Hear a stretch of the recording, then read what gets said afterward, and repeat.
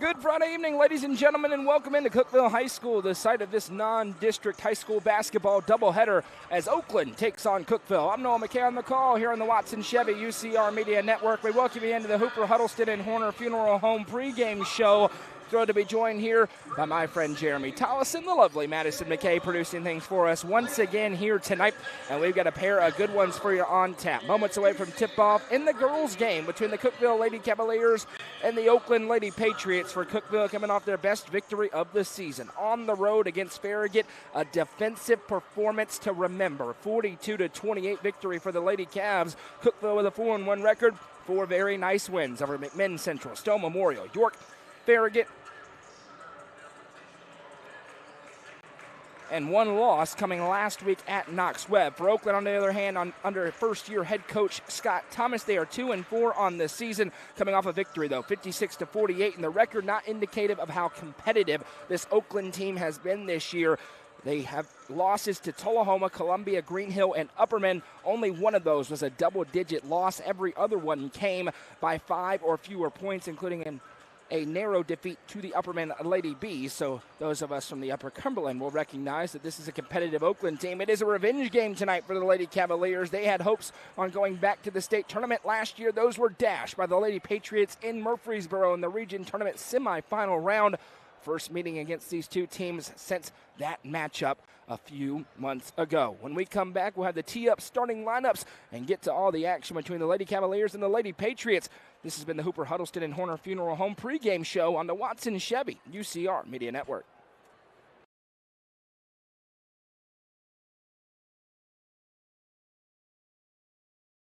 $931 Sports Cards and Collectibles is your one-stop shop for sports cards, Pokemon cards, sealed product hobby boxes, and more. Whether you're just wanting some more memorabilia or you're a seasoned collector, the experts at 931 Sports Cards and Collectibles have what you need. Stop by 620 South Jefferson Avenue, Suite 208B in Cookeville from 12 to 6 Wednesday through Sunday, or 10 to 6 on Saturday to see their incredible selection. 931 Sports Cards and Collectibles is proud to support this broadcast on the UCR Media Network. The Real Estate Collective is a team of experienced, licensed real estate agents serving the entire Upper Cumberland region. Whether you are looking to buy or sell, the RICO team is ready to serve you. With a focus on people over profits, you can rest assured the Real Estate Collective can help make your real estate dreams a reality. Call 931-559-9500 for more information or see their current listings at letsgorico.com.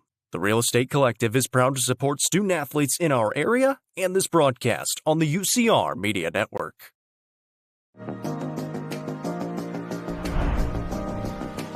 What if opportunity was all in a day's work? We find new ways to make vacation dreams a reality.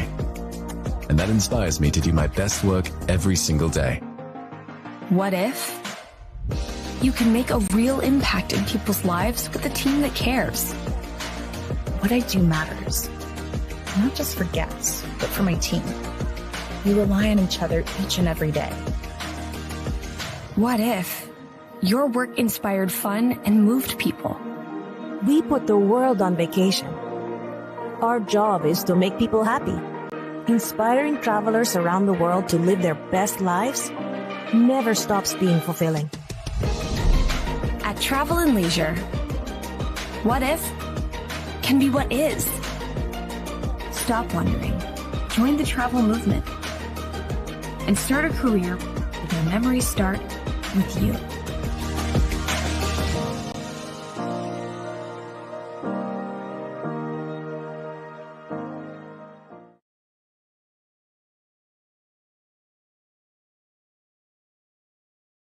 Tee Up is the Upper Cumberland's brand new indoor golfing experience. With 3 state-of-the-art simulators, you can work on some of the world's best courses, all in the comfort of their climate-controlled facility. You want to know how you can improve?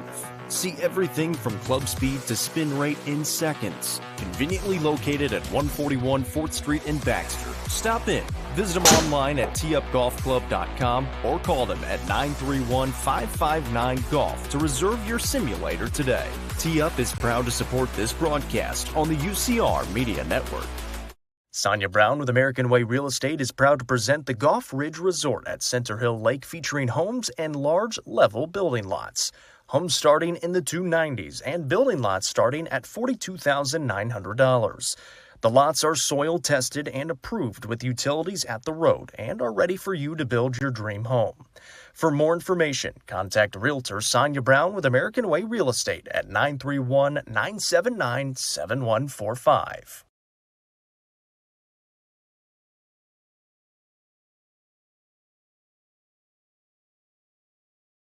Hamonette's Eagle Auction and Realty is proud to present this 2-bedroom, 1-bathroom home in Albany, Kentucky. Located within the city limits and featuring a 16 by 20-foot outbuilding, don't miss your opportunity to bid. You can bid on this property at eagleauctions.com or call 931-526-5335 for more information. Bidding on this online-only auction ends on Tuesday, December 17th. Hamonette's Eagle Auction and Realty is a proud sponsor of this broadcast on the UCR Media Network. Welcome back. Moments away from tip-off here in Cookeville. It's a clash of two 4A opponents. The Cookeville Lady Cavaliers taking on the Oakland Lady Patriots as we continue on the Hooper Huddleston and Horner Funeral Home pregame show. I am Noah McKay, joined by Jeremy Tollison and the lovely Madison McKay producing things for us this evening. Happy to be along with you, and it's time for the Tee-Up starting lineups. Tee-Up in Baxter, your newest hometown state-of-the-art golf simulator experience. Starting tonight for the Oakland Lady Patriots under head coach Scott Thomas in his first season at the helm in Murfreesboro. The Lady Patriots are 2-4. Starting for Oakland, number 00, Mia Benford. Number 3, Laura Cox. Number 21, Kyla Joy. Number 22, Kane Wisniewski. And number 33, a freshman, Riley Mullen. Starting for the Cookeville Lady Cavaliers under head coach Jamie Gillis in her 8th season at the helm here in Cookeville with a 4-1 overall record.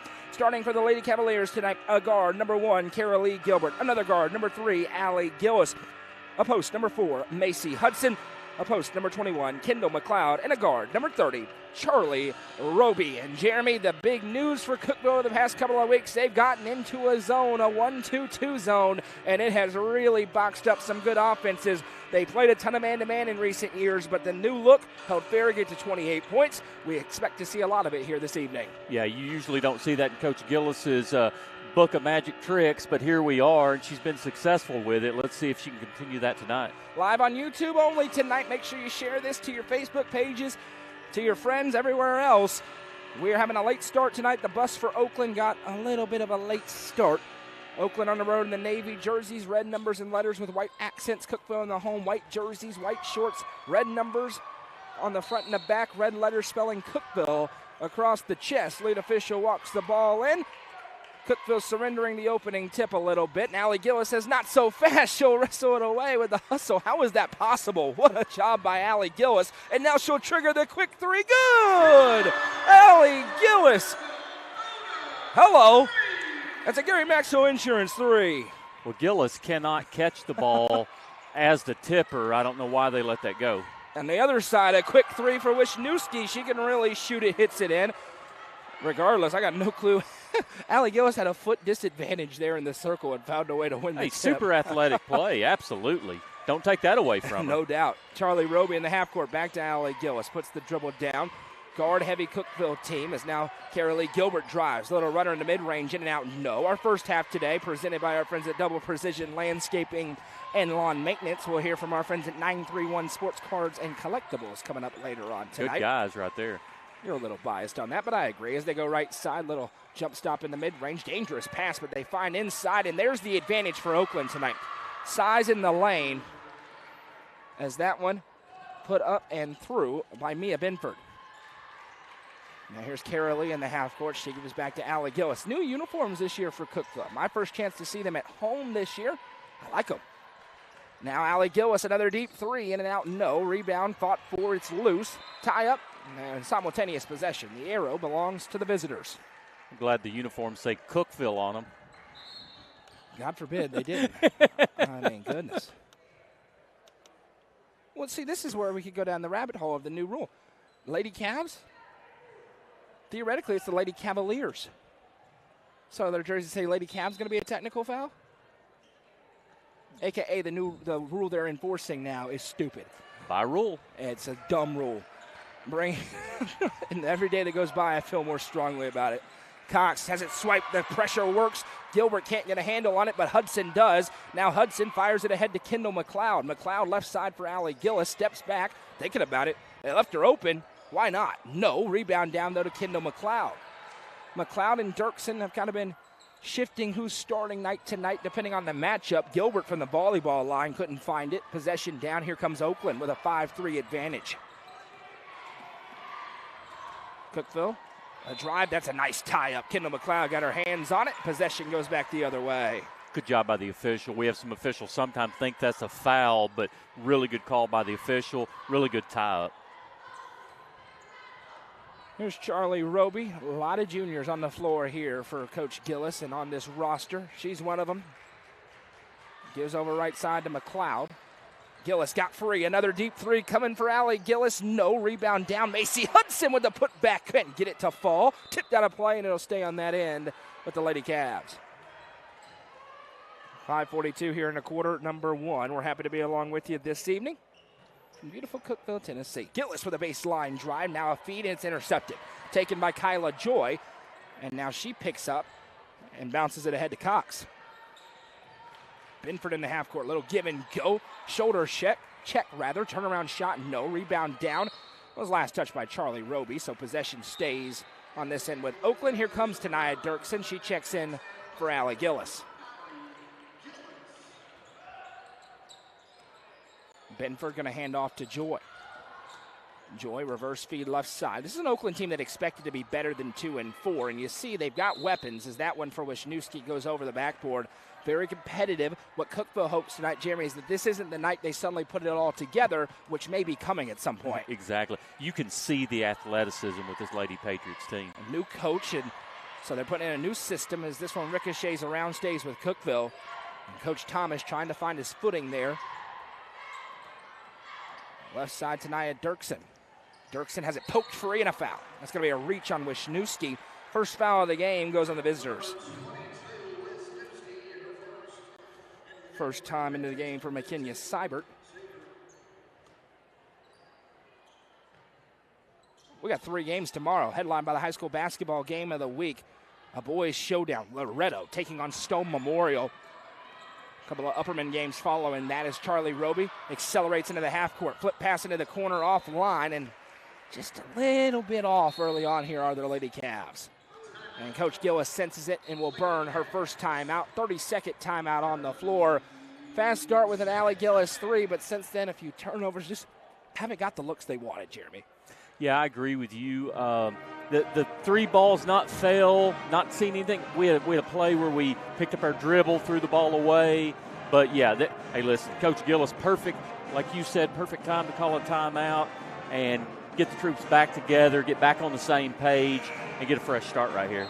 I think Cookeville has the largest pep band in America.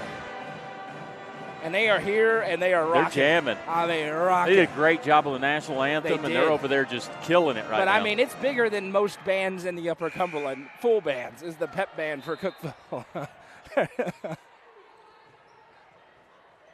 Like Tennessee at Ohio State, fans just filling up the entire grandstands. We're coming. We're invading.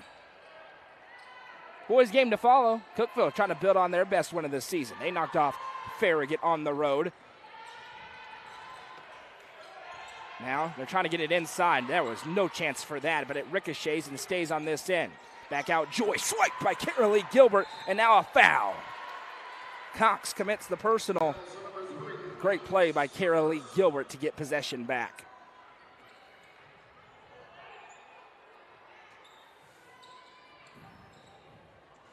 Charlie Roby running the point right now for Cookeville. She walks it into the half court.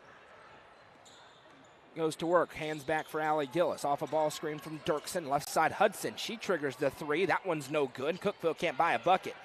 First shot went through. Everything else is a miss. This one knocked out of play, and it'll stay with Oakland.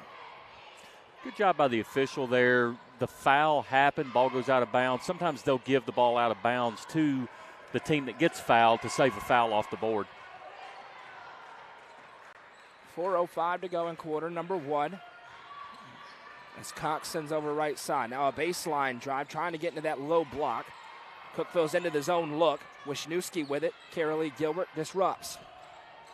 Matchup zone here for Cookeville. Into the corner, 3-ball up. That's no good off back iron. Rebound tipped down. Stays with Oakland. Now a little runner up in the mid-range. No. Both teams ice cold from the field. Third chance for the Lady Patriots. Wisniewski sends left side for Cox.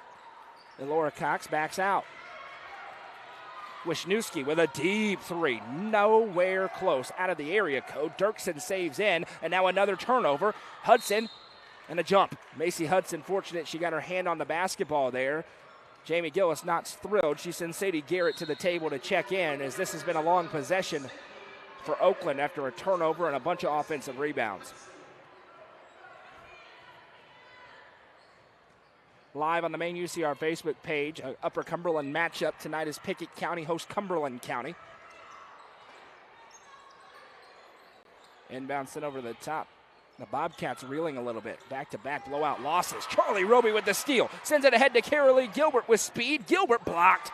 Wisniewski swats it, and it goes to Kyla Joy. Here's Oakland trying to push it.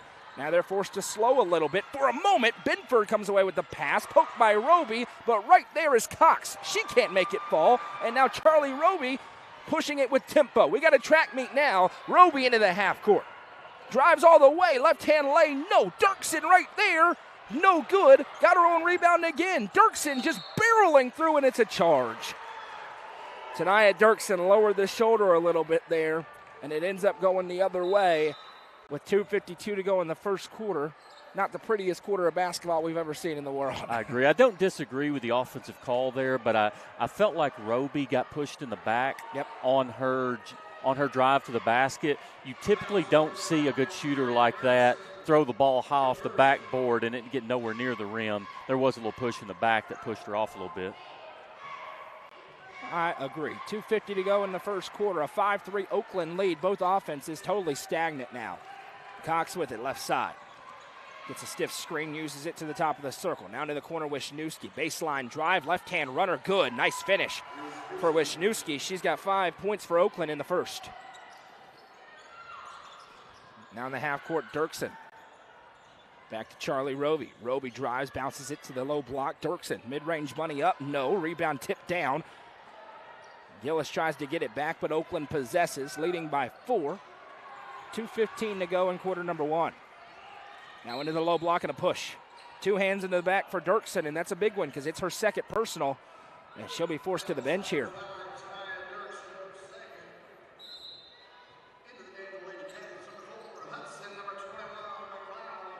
I am once again asking Cookeville fans to come to the games.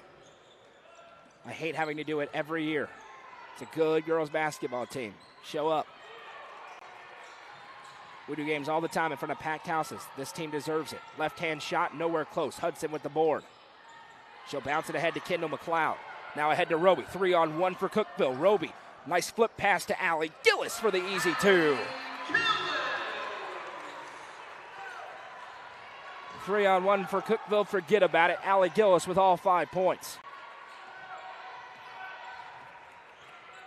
Cox bounces into the low block. Hudson's a great defender in there.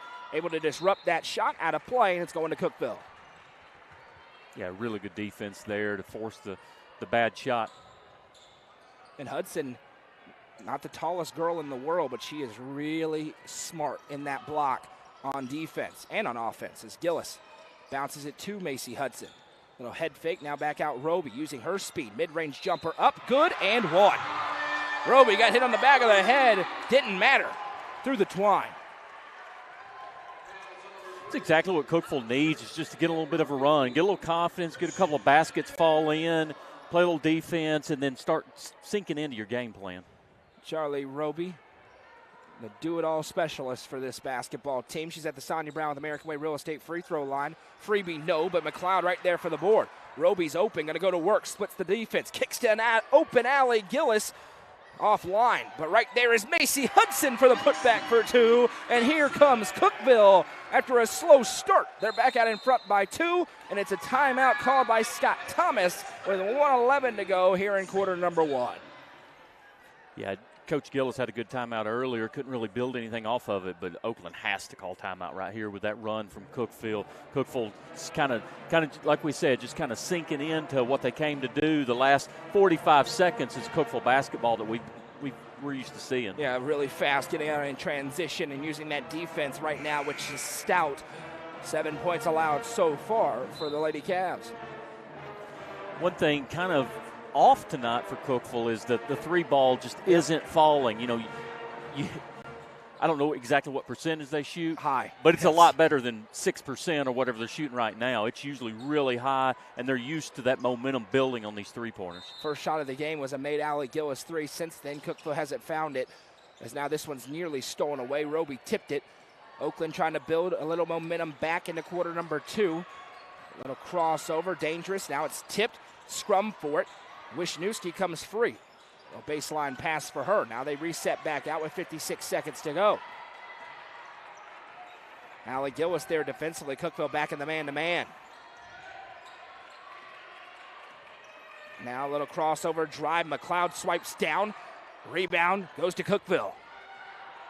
Roby pushing it ahead in transition. 38 seconds. Now Roby spins back for Allie Gillis. Cookeville can hold if they want to here for the final shot. See if they do. Doesn't look like it yet. Hudson, left wing side. Back to Kendall McLeod. McLeod puts the dribble down. Gets free. Hard contact. No call. Out of play. It stays with Cookeville. They're letting them play. They are. Carolee Gilbert back into the game. By the way, that last call against Oakland was on Laura Cox. It's her second. So Cox with 2 and Dirksen with 2 forces 2 starters to the bench. Inbound to Hudson, trying to free up Allie Gillis. She gets it. Mid-range pull-up, no. Rebound down. Here comes Oakland. Wisniewski pushing it with 15 on the clock. Slams the brakes. One-on-one with Carolee Gilbert. Wisniewski gets into the low block. Turnaround shot with the left hand. Won't fall. Hudson with the board. 3 seconds. Hudson ahead to Gillis. 1 second. Got to shoot it. I don't think she got it off in time. It misses regardless. And that brings us to the end of 1. Cookeville 9, Oakland 7. This is Cookeville Lady Cavalier basketball presented by Double Precision Landscaping and Lawn Maintenance on the Watson Chevy UCR Media Network. Tee Up is the Upper Cumberland's brand new indoor golfing experience. With Reese state-of-the-art simulators, you can work on some of the world's best courses, all in the comfort of their climate-controlled facility. You want to know how you can improve? See everything from club speed to spin rate in seconds. Conveniently located at 141 4th Street in Baxter. Stop in. Visit them online at teeupgolfclub.com or call them at 931-559-GOLF to reserve your simulator today. Tee Up is proud to support this broadcast on the UCR Media Network.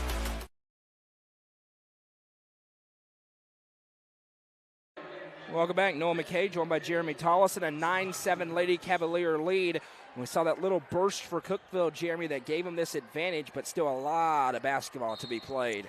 Yeah, a lot of basketball to be played. One thing the officials are doing, they're letting both teams be super handsy, especially on the dribbler. Roby works it over, picks up her dribble, looking back door. Dangerous pass, and it's intercepted. Oakland comes away. Wisniewski sends it back to the girl who got the steal. That's Siebert. Now Joy. Joy to the baseline. Tied up in a travel. Shuffle the feet before that simultaneous possession, and Carolee Gilbert forces the turnover. Can see Oakland, they had their eyes on trying to drive the lane here against the smaller guards for Cookeville, but right now the Lady Cavs are bowing up. Hudson hands off to Roby. A little off-platform shot won't fall, and Perry comes away with a rebound. Now Joy sends back out. Setting up the point guard is Callie Lewis. 7:13 to go in the first half. Lewis picks up, and now bobbled. Perry back to Lewis. Hudson loosely guarding. A minute in to quarter number 2. Now back Siebert. Picks up her dribble, underhand flip for Joy. Joy to Wisniewski, in rhythm for 3, and she got it. Cadence Wisniewski with 8 of the 10 points for the visitors, and they go back in front. She got a nice-looking shot, Jeremy. She does, and great setup play right there for her to get that open shot. Gillis to Roby. Now Roby activates out to Hudson. Her second attempt. This one finds the twine. It's good. A Gary Maxwell Insurance 3 for Macy Hudson, her first of the game. Big answer for the Lady Cavaliers. Now they're trying to deploy the half-court trap. Baseline drive, underhand lay won't go. Gillis with the board. Now she muscles it free and a foul. That's caused by the effort of Allie Gillis to keep that basketball. Siebert picks up her first, team's first. Mia Benford back in.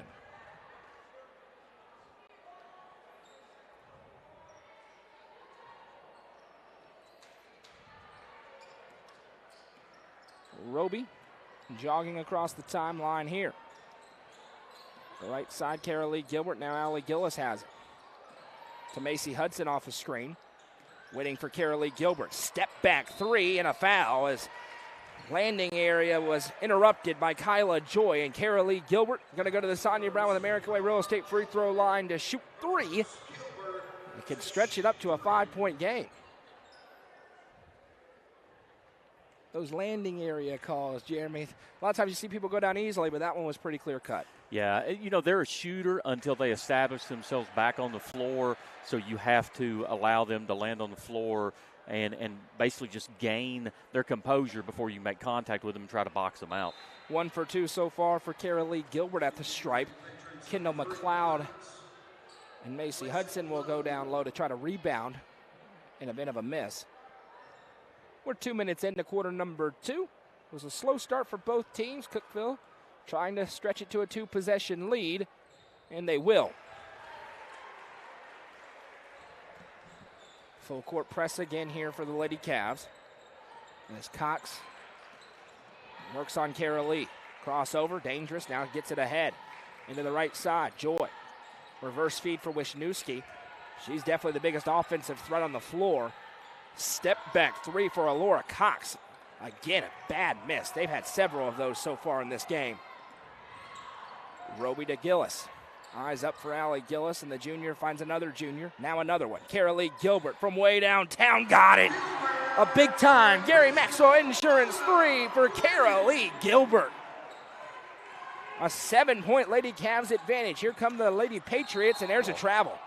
Benford shuffling the feet. They're getting sped up right now, and you can feel it. Cookeville starting to take control of the ball game. Yeah, Oakland coach needs to burn another timeout and talk to his team, or this game's going to get out of hand in the second quarter. He's got 4 left. Cookeville feeling it on offense. Carolee Gilbert saw the free throws go through and then chucked one up from 35 feet. Here's Allie Gillis from downtown over right side to Gilbert. Reverse feed for Roby. Head fake, gets inside in the foul. It'll be a block, and if it goes on Cox, it's her third. It is. Third personal on Alora Cox, and she'll be forced to the bench. Yeah, 3 personal fouls and also 3 team fouls here in the second quarter with almost 5 minutes left. I mean, the Lady Cavs going to be shooting free throws that keeps like this. And a great feed from McLeod to Allie Gillis, who has 7 points, and Cookeville all of a sudden has ballooned it up to a 9-point advantage. Here's Wisniewski. She's trapped. Tries to find an outlet. She does with Joy. Now a pass left side, Lewis. They are struggling with the pressure applied by the Lady Cavs. Wisniewski with some lane to operate. Gilbert arrives, and a foul on the floor will go on Carolee Gilbert. Her first, team's first. Yeah, good call by the official on the hands. The defender did control the ball handler on that. Baseline inbound coming from Lewis. She flips it over for Siebert. Now Wisniewski looking baseline Lewis. Mid-range jumper on its way. Another air ball. I mean, it's got to be 5 or 6 air balls in this first half for Oakland, who didn't get here, by the way. The reason we started late, they didn't walk into the gym until 5:43 or so. I mean, it was late. They did delay the start, had 20 minutes to warm up, but then it was go time. McLeod finds Hudson. Not Cookeville's fault. Hudson. They knew what time the game started. 3 up. Good. Macy Hudson with another Gary Maxwell Insurance 3. And it's a 12-point Cookeville advantage. The Lady Cavs on a big run. Now ahead. Contact play on. Roby from behind pokes it to McLeod. She sends it ahead to Gilbert. One-hand catch over to Gillis. What a play! Allie Gillis with the 2 on the sick feed from Carolee Gilbert. To me, the Oakland coach is about 6 points behind from calling timeout. I can't believe he hadn't called one. And now a foul will be called on Cookeville. Could be a big call. It is on Carolee Gilbert, her second, team second. And Coach Thomas needed to call his timeout a while ago. We've watched enough high school basketball, Jeremy. They needed a reset. They have not found one, and now it's rapidly approaching insurmountable with the way Cookeville's been playing defense. I mean, you can't take your timeouts home with you. No, you cannot. And use them for the next game. And using them when you're down 25 isn't that helpful. As Lewis has it. She'll hand off. Siebert kicks back Wisniewski. Wisniewski with 8 points, far and away the team lead. Benford inside. It's tipped by Hudson. Ricochets around. Wisniewski comes away. Sadie Garrett getting some significant run here in this game early on. She's back in. Dangerous pass. Hudson intercepts it. Fires it ahead to Allie Gillis. Gillis all the way. 2 more. No timeout still from Oakland. Yeah. And there is the full timeout on the floor, but not before a dominant run for the Lady Cavaliers, as we'll take it with them in a 16-point ball game. Amonette's Eagle Auction and Realty is proud to present this 2-bedroom, 1-bathroom home in Albany, Kentucky. Located within the city limits and featuring a 16 by 20-foot outbuilding, don't miss your opportunity to bid. You can bid on this property at eagleauctions.com or call 931-526-5335 for more information. Bidding on this online-only auction ends on Tuesday, December 17th. Amonette's Eagle Auction and Realty is a proud sponsor of this broadcast on the UCR Media Network. Welcome back, all Cookeville. After a bit of a slow start, the Lady Cavs have turned it on. They lead 26-10, and it prompted first-year head coach Scott Thomas to burn a full timeout.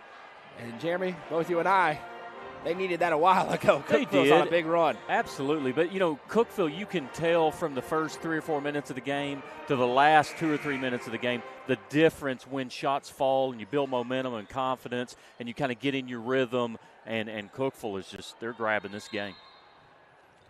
2:55 to go in the first half. Lady Cavs lead by 16. Now here's Callie Lewis. Again, Noah Laura Cox out with 3 fouls. She runs the point a lot for this team. Cookeville has feasted. And Jamie Gillis mixing up the rotations a little bit. Carmen Sandoval getting in. I'd love to get a couple of more players who can get in there on a nightly basis as a foul is called. Allie Gillis going to pick up the personal, and Kyla Joy will shoot 2.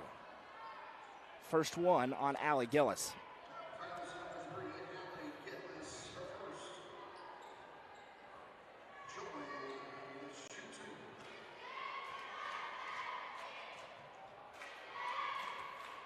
First one for Joy goes through, and they had a 3 from Caden Wisniewski, and that is the only points of the quarter so far for Oakland. They get 2 from Kyla Joy at the stripe. Charlie Roby checking in for Sandoval. Got the extended breather there. Goes from a 2-point deficit to a 14-point deficit quickly. Oakland led the majority of the first quarter. Not anymore. Cookeville has roared to life. There's Allie Gillis from downtown. No, rebound down. Lewis has it for the Lady Patriots. They need a run to give themselves a chance in the second half. Joy back to Wisniewski. Going to trigger the left-hand 3. Literally banked it in. Instead, the rebound comes down to Charlie Roby, who's wasting no time into the half court. Back to Kendall McLeod. She can shoot it. Why not for 3? No, too strong. Rebound to Benford. Doesn't have to shoot it a ton, but Kendall McLeod can shoot it. Here's Wisniewski. Sends to Joy. Back to Wisniewski. 14-point game. Benford with it. Now hands to Wisniewski, and she traveled, no question. Got the handoff and took 3 steps. Goes back the other way. The shot was no good anyway. 26-12. Nor the move. No, the move.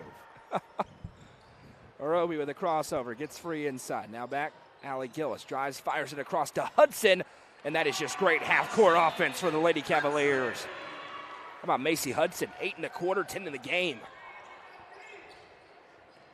Allie Gillis has 11.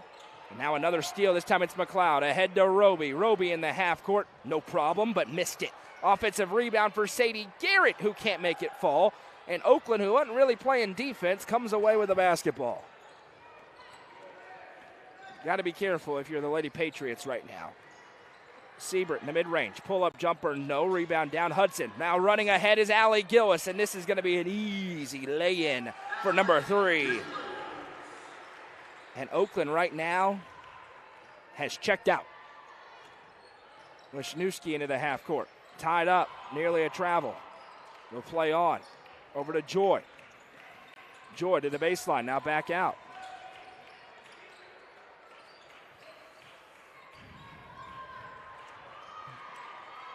Now crossover with 24 seconds. Over to Lewis. Lewis back to the top of the circle. Wisniewski. Wisniewski's playing hard. Got to give her that. Turnaround shot for her. She just needs some help. Got 2 more there. She is noticeably having a higher effort level. As Roby, with 4 seconds, has it swiped away. A chance for a buzzer beater. 1 second. This would count if it goes. It does not, and that brings us to the end of a very nice second quarter for the Cookeville Lady Cavaliers. After 2, it's Cookeville 30, Oakland 14. We'll hear a word from our sponsors and then come back with second half action. This is Lady Cavalier basketball presented by Double Precision Landscaping and Lawn Maintenance on the Watson Chevy UCR Media Network. The Crouch team with Highlands Elite Real Estate proudly presents this home on Links Drive in Cookeville. With 3 bedrooms and 2 bathrooms in a prime location, this could be your forever home. Call 931-979-1191 for more information and to schedule a showing, or visit chadandamycrouch.com. The Crouch team with Highlands Elite Real Estate is a proud sponsor of this broadcast on the UCR Media Network. Watson Chevrolet is proud to present the area's best selection of new and pre-owned cars, trucks, and SUVs. Watson Chevy's staff of experts are ready to get you into your next vehicle with unmatched service and knowledge. Stop in at 2350 Cookeville Highway and test drive the all-new Chevy Trax or Silverado today. And remember, don't buy till you see Jason Fye. Watson Chevy is proud to be the presenting sponsor of the UCR Media Network.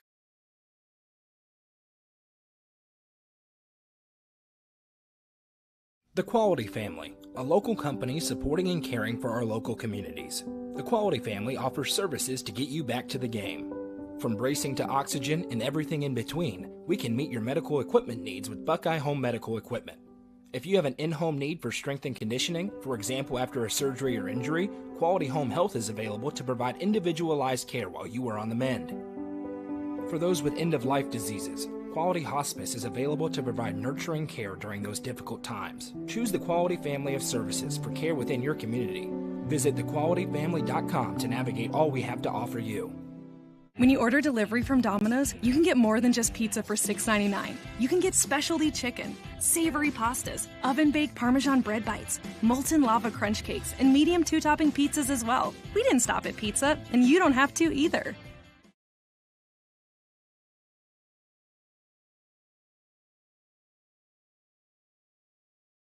Nelson Trophy and Screen Printing is proud to support student athletes and athletic departments throughout the Upper Cumberland. They're also proud to sponsor the Nelson Trophy and Screen Printing Player of the Game on this broadcast. From trophies to t-shirts, they can do it all. Stop by and see them at 120 Circle Drive in Allgood or give them a call at 931-537-9559. Nelson Trophy and Screen Printing is proud to sponsor this broadcast on the UCR Media Network.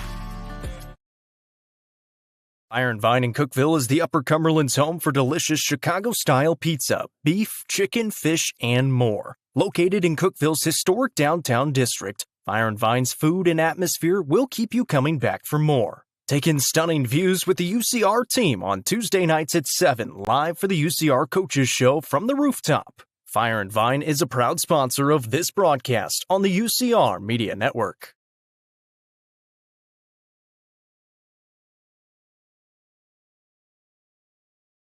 All Sports and Outdoors in Jamestown is the Upper Cumberland's best sporting goods store. From cleats to camping supplies and everything in between, this family-owned store has it all. All Sports and Outdoors is proud to support our community, including student athletes throughout the Upper Cumberland. Stop in at 207 South Main Street or visit their website at hall42.com. Hall Sports and Outdoors is a proud sponsor of this broadcast on the UCR Media Network.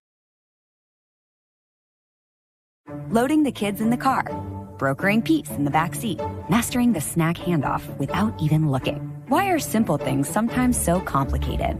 Thankfully, with auto owners, insurance doesn't have to be one of them. We work with independent agents who keep insurance simple, so you can worry about more important things, like figuring out what's growing in that cup holder. That's simple human sense. Visit swallowsinsurance.com or call us today, 931-526-4025. Protecting your future, it's what we do. 931 Sports Cards and Collectibles is your one-stop shop for sports cards, Pokemon cards, sealed product hobby boxes, and more. Whether you're just wanting some more memorabilia or you're a seasoned collector, the experts at 931 Sports Cards and Collectibles have what you need. Stop by 620 South Jefferson Avenue, Suite 208B in Cookeville from 12 to 6 Wednesday through Sunday, or 10 to 6 on Saturday to see their incredible selection. 931 Sports Cards and Collectibles is proud to support this broadcast on the UCR Media Network.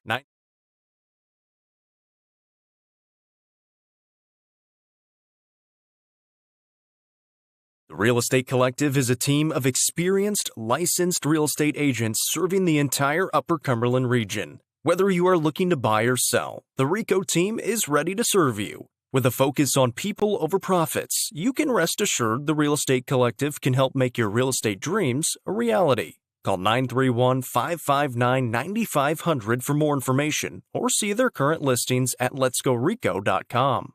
The Real Estate Collective is proud to support student athletes in our area and this broadcast on the UCR Media Network.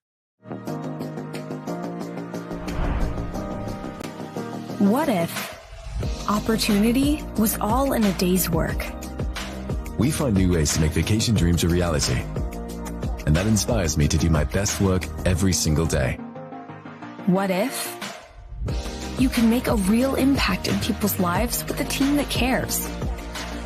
What I do matters, not just for guests, but for my team. We rely on each other each and every day. What if your work inspired fun and moved people? We put the world on vacation. Our job is to make people happy. Inspiring travelers around the world to live their best lives never stops being fulfilling. At Travel and Leisure, what if can be what is. Stop wondering. Join the travel movement and start a career where memories start with you.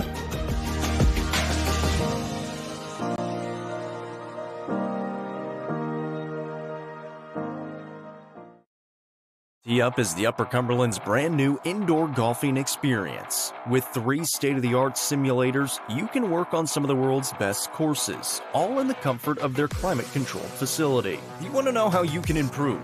See everything from club speed to spin rate in seconds. Conveniently located at 141 4th Street in Baxter. Stop in.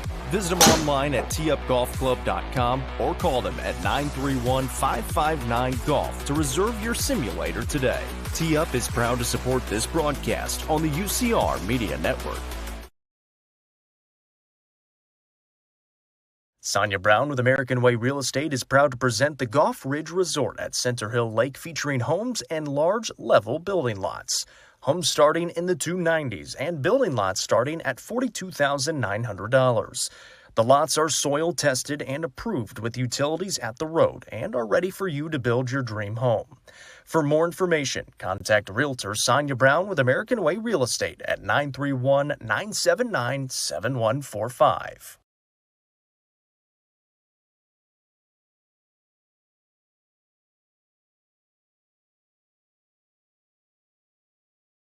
Welcome back. It's time for an abbreviated Happy Hiller halftime show. Visit happyhiller.com to see how our friends at Hiller can help solve your plumbing, heating, cooling, and electrical problems today. That's happyhiller.com. At the break, all Lady Cavaliers, they lead 30-14 after leading by just 2 in the second quarter. They outscored Oakland 21-7 in the frame to take this 16-point advantage. Noah McKay joined by Jeremy Tollison. The lovely Madison McKay producing things for us. And Jeremy, 13 points for Allie Gillis, 10 points for Macy Hudson. They got on a run. Wasn't anything too complicated. Rebound, run out, hit open shots. But Cookeville played a very strong second quarter and deserves to have this big lead. Yeah, I agree with you. Just the difference to me, the two differences in the game so far is early on in the game, Oakland seemed to get the ball inside and be able to use their size advantage and strength a little bit. And then they kind of went away from that and just started driving the basket. And then the difference for Cookeville is shots falling and shots not falling. And when the shots start falling, the momentum just builds on itself and snowballs. And the difference in the first quarter and the second quarter is astronomical. Over on the main UCR Facebook page with Casey and Jack Bolden, a good one between Pickett County and Cumberland County. Pickett with a 29-24 lead at the break. Aaliyah Hawkins has 13 for Cumberland County. Emily Lowe and Addison Lowe have 11 each for Pickett County. We got scouts in the building in that game in Byrdstown tonight. Division I scouts find their way to Byrdstown, Tennessee. They're going to have to use Google Maps, Apple Maps, and ways in between. But that shows you the caliber of those basketball teams tonight. Hope you'll join us tomorrow, the high school basketball game of the week. A very interesting boys contest between 2A powerhouse Loretto and Stone Memorial. They followed up by the Upperman girls taking on Maryville, and the Upperman boys taking on the Tennessee Heat team that knocked off Cookeville last Friday in this gym. Speaking of the Cookeville boys, we'll have them in action next up against Oakland as they try to get another big-time win, coming off their best performance of the season with the victory at Farragut. It's going to be Oakland basketball to start half number 2, and if they want a chance in this one, Jeremy, they need a quick start here in quarter number 3. Yeah, they do. And again, just get back to what you were successful with in the first quarter. And, you and I talked about this off air, but they're just not really running any offensive set plays. It's just kind of like backyard basketball and drive the ball to the basket and try to get lucky. But you've got to play basketball against this Lady Cavs team. Yeah, you can't just go out there and run a few screen and rolls and expect to have success against this defense. Now, Laura Cox has 3 fouls. She's in the ball game here. She's got the basketball. Tania Dirksen has 2 for Cookeville, as is Carolee Gilbert. Nobody else in foul trouble for the Lady Cavs. Cox with it, now trying to post up Benford inside. Hudson, though, has good position. Benford goes to work, kicks back out to Cox. Triggers the 3, and she got it. That's why they need a Laura Cox in the game. She hits the 3, and it's back to a 13-point game. Gillis with it as Oakland shows full court press. Cookeville breaks it here. Roby bounces it ahead to Kendall McLeod. The resets back. Now Hudson has it. Kara Lee thought about the deep 3. Instead gives off to Roby. A little bouncer for Allie Gillis. Gillis thought about the back door. Now she will to Carolee Gilbert, and that is great offense. And 1, count it, for Carolee Gilbert. They faked the give and go, and then Carolee took off, finished through the contact, and will try to complete the 3-point play. Mullen picks up the personal, and that's one where Mullen just needed to let it go because Carolee had the position, and she was going to make that basket. She sets up at the stripe, flies it away, and it's good. 8 for Carolee Gilbert, threatening to become the 3rd Lady Cav in double figures already. Gillis with 13 and Hudson with 10. Now, dangerous play, but able to flip it ahead to Joy. Joy into the corner, Wisniewski. Triggers the 3, too strong, but down to Benford. Put back, no. McLeod took a shot. Benford finishes, and Kendall McLeod is down. He's squatting down by the goal, hopefully.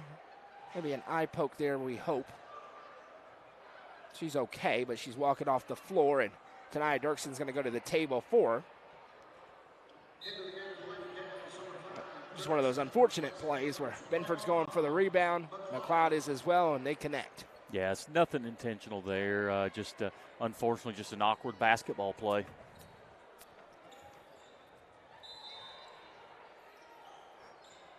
Against the pressure, it's a 14-point Cookeville lead again.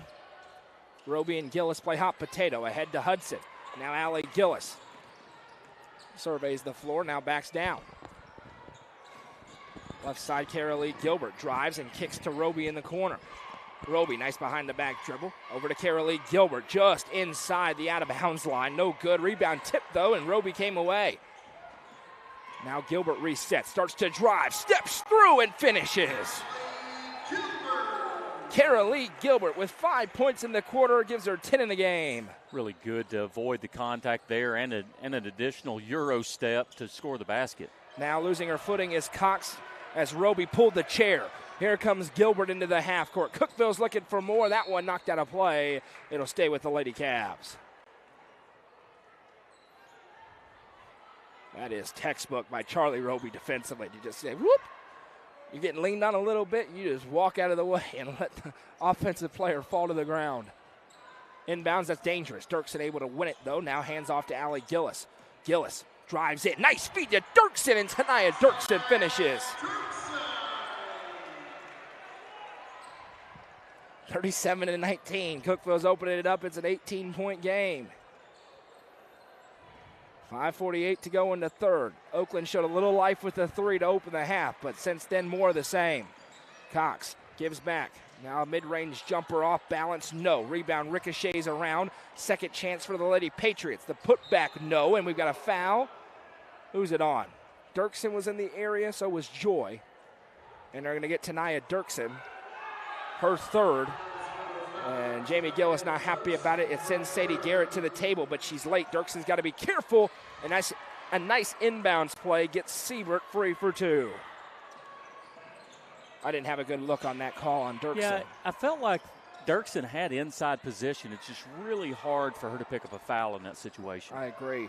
Unless it's a back elbow or something we couldn't see. I called her for a hold, which seems tough to believe.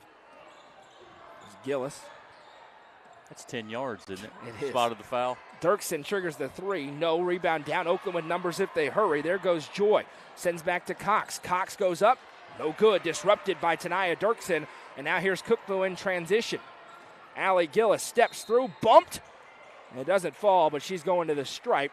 Oakland misses a layup on one end, and now they'll watch a great free throw shooter go to the Sonia Brown of the American Way Real Estate free throw line to shoot two.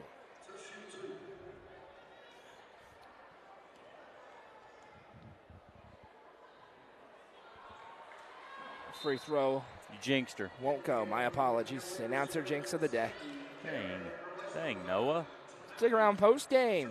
Well, we will go through the scoring, have the Nelson Trophy and screen printing player of the game. It's up for grabs right now as Gillis makes the second. She's got 14, leads all scorers.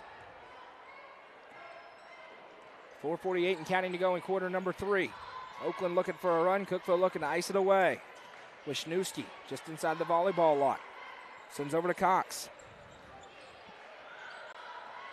Cox back to Wisniewski.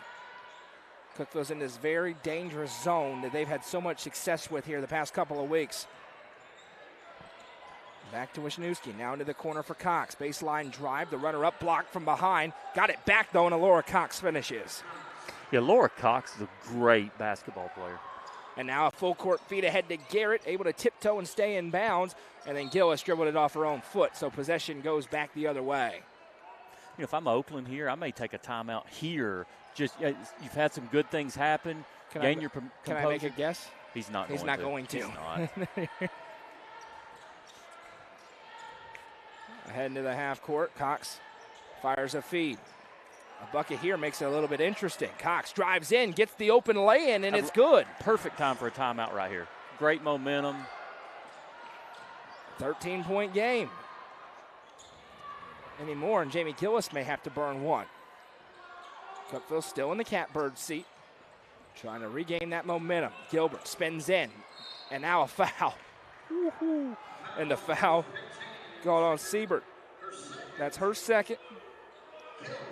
It's the team's third, and Carolee Gilbert to the line to shoot two at the Sonia Brown of the American Way Real Estate free throw line, and I'll be equal opportunity, Jeremy. I don't know about that one. Yeah, I thought Gilbert played into that a little bit and drew the foul, but good for her. Hey, if you can get in there and draw the foul and get one of the three guys to blow their whistle and put you on the line, hey, headsy play.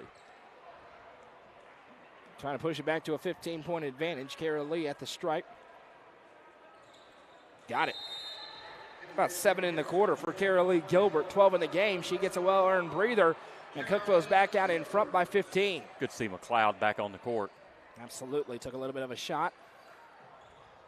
She's back up in there at the top of the press. She's tough like her mama, not her dad. No, we're buddies. I'm giving him a hard time. He's a good dude. That one's stolen away by Allie Gillis. Now she sends it ahead to Hudson. Back to Gillis. Little give and go. Euros through, no good. Macy Hudson right there in the foul. And this is a big one. It's the 4th on Alora Cox. So that is her 4th personal foul. And Macy Hudson to the Sonia Brown of the American Way Real Estate free throw line.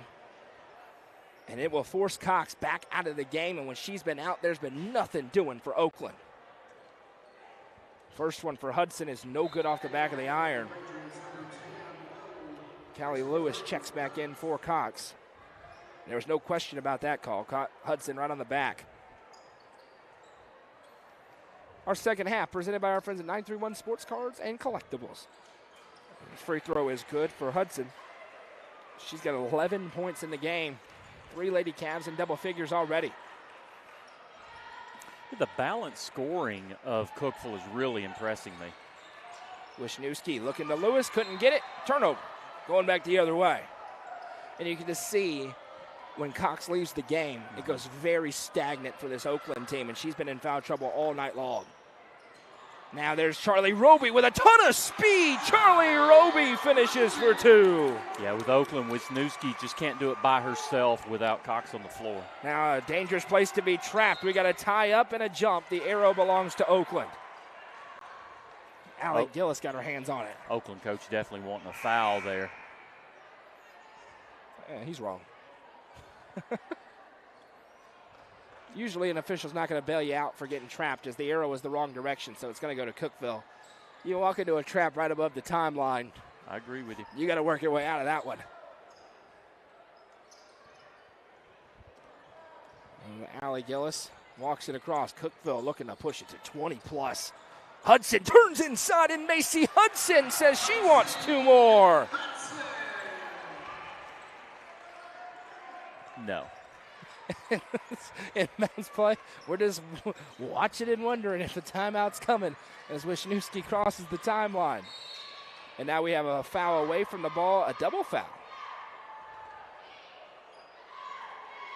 I believe. Yeah, it's a double foul. Ball will go back to the point of interruptions or be Oakland's ball on the side. But I didn't Perry see. and Hudson called, and that's the first double foul that I've had in a long. I don't know if I've ever had a double foul in a game I've called. Well, I've never called it. I didn't call a double foul in 21 years of officiating. Usually, as an official, unless you've worn both of them several times, you basically you just pick one. Just pick one. Double foul there is a little odd. I've never had that happen in a game I've called, and I thought I was running out of that because it's been hundreds, if not thousands, as that one swiped away. Oakland able to run it down with Perry. Now Perry going to drive inside. Maybe the double foul locked her in. That shot's no good. Hudson with a rebound, and a foul will be called on Perry. That's a single foul. That is a single foul, and this is going to be 2 free throws for Macy Hudson at the Sonia Brown of the American Way Real Estate free throw line.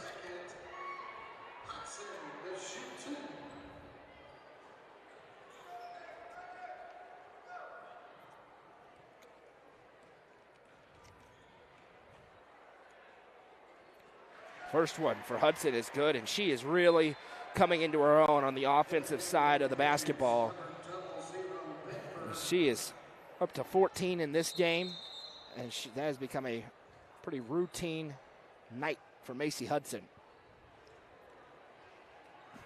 And in the absence of obviously graduating Isabel Garcia, they needed those points to go somewhere, and they've gone to her. Misses the free throw, gets her own rebound. Kick out to Carolee Gilbert. Good. A Gary Maxwell Insurance Agency 3 for Carolee Gilbert, and this game is over. A 24-point Lady Cavs lead. Here's Joy into the half court. She hands back to Wisniewski. Wisniewski, step back jumper on the way and got it. Cadence Wisniewski, she can go. 12 points for her tonight.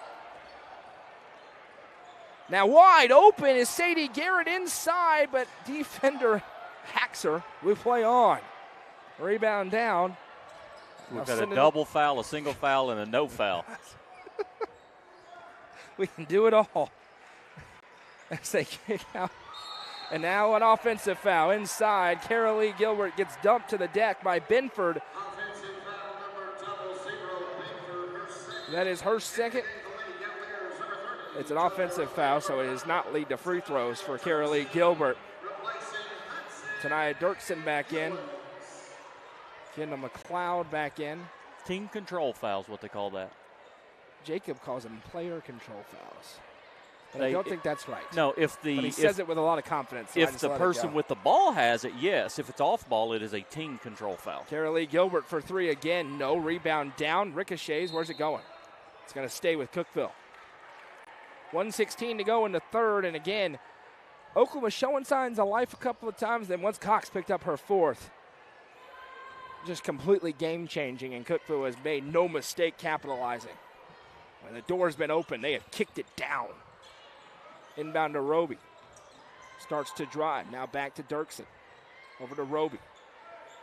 And you're seeing the balance of this Cookeville team really shine through tonight. Nice crossover for Charlie Roby. Kicks to Gilbert. Head fake. Carolee Gilbert with the runner and the foul. I think this one's going to go on Kyla Joy. It will not. It's going to go on Siebert. That's her third. And two more for Carolee Gilbert at the Sonia Brown with American Way Real Estate free throw line. And what a quarter it's been for her. 2, 4, 6, 8, 10 points in the quarter for Carolee Gilbert. 15 in the game, and she can make it two more. Coming along with us on YouTube, make sure you're subscribed to the channel. Hit that thumbs up button. First one good for Carolee.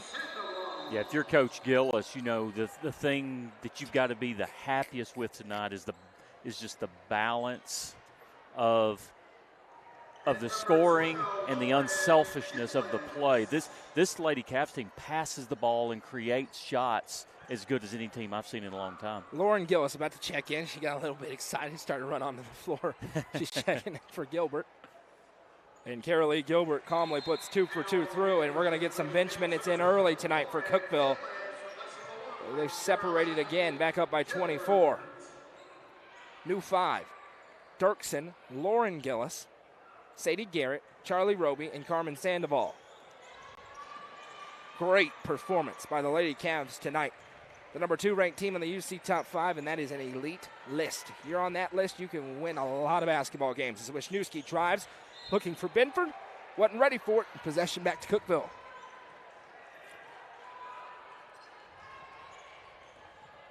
You got to feel for Caden Wisniewski. She is playing her tail off out there. Not having a lot of support right now as Sandoval works it left side. Now fires over to Dirksen. Dirksen works away from a screen. Baseline drive blocked. Benford with a block from behind. Now Kyla Joy turns on the Jets, bounces it off her own foot, out of play, and it goes back to Cookeville. Carmen Sandoval stands her ground. But Carmen Sandoval can play soccer. She is a very, very good girls soccer player. 20 seconds left for Cookeville here in this quarter. They're throwing it in cruise control tonight. Calling that closely guarded. It's not. Roby drives in, kicks over. Lauren Gillis triggers the 3. No, rebound down. It's still loose. Fought for. Benford has it. 4 seconds. Fires it ahead. Now, can they get that off in time? Nope. Doesn't count, and that brings us to the end of quarter number 3. Cookeville rolling to victory number 5 on the season. It's 51-27. This is Lady Cavalier basketball, presented by 931 Sports Cards and Collectibles on the Watson Chevy UCR Media Network. Amonette's Eagle Auction and Realty is proud to present this 2-bedroom, 1-bathroom home in Albany, Kentucky. Located within the city limits and featuring a 16 by 20-foot outbuilding, don't miss your opportunity to bid. You can bid on this property at eagleauctions.com or call 931-526-5335 for more information. Bidding on this online-only auction ends on Tuesday, December 17th. Amonette's Eagle Auction and Realty is a proud sponsor of this broadcast on the UCR Media Network. The Crouch team with Highlands Elite Real Estate proudly presents this home on Links Drive in Cookeville. With 3 bedrooms and 2 bathrooms in a prime location, this could be your forever home. Call 931-979-1191 for more information and to schedule a showing, or visit chadandamycrouch.com. The Crouch team with Highlands Elite Real Estate is a proud sponsor of this broadcast on the UCR Media Network.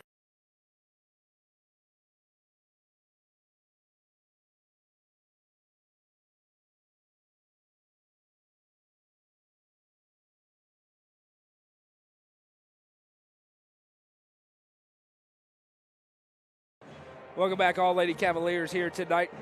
Rolling. 24-point advantage over Oakland.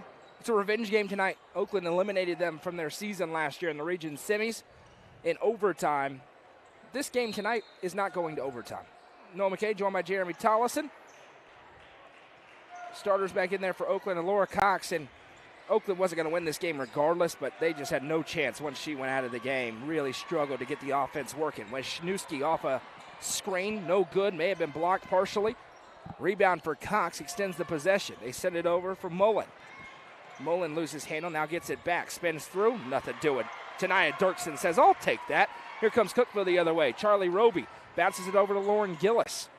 She'll drive, finds Hudson. Macy Hudson with the jumper, and it's good.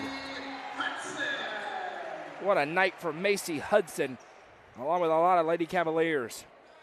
Yeah, Hudson can score inside, that middle range jumper. Her offensive repertoire is very impressive. Repertoire. Like that. There's a lot of scoring for Cookeville as the foul will be called on the floor. This one's going to go on Carmen Sandoval, her first.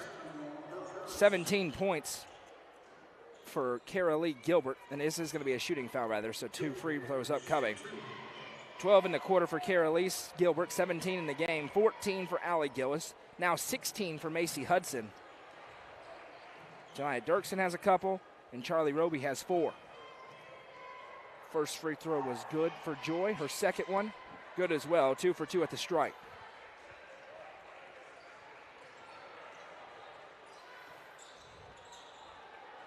Roby sends over to Hudson.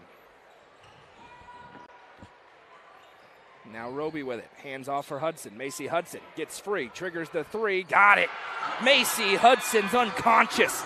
Another Terry Maxwell Insurance 3. She's got 19 points tonight. Now in the low block. Turnaround shot for Cox. No. Benford's put back good. Count it and 1. How about Macy Hudson tonight? She's on fire, I'll tell you. She's stepping out, raining in 3s, finishing and 1s inside. She can score from anywhere on the court. Now, after a missed free throw, well, we got a scrum for it, and Oakland repossesses. Now a drive inside, Lade won't go. Hudson with another rebound. She may be on double-double watch as well.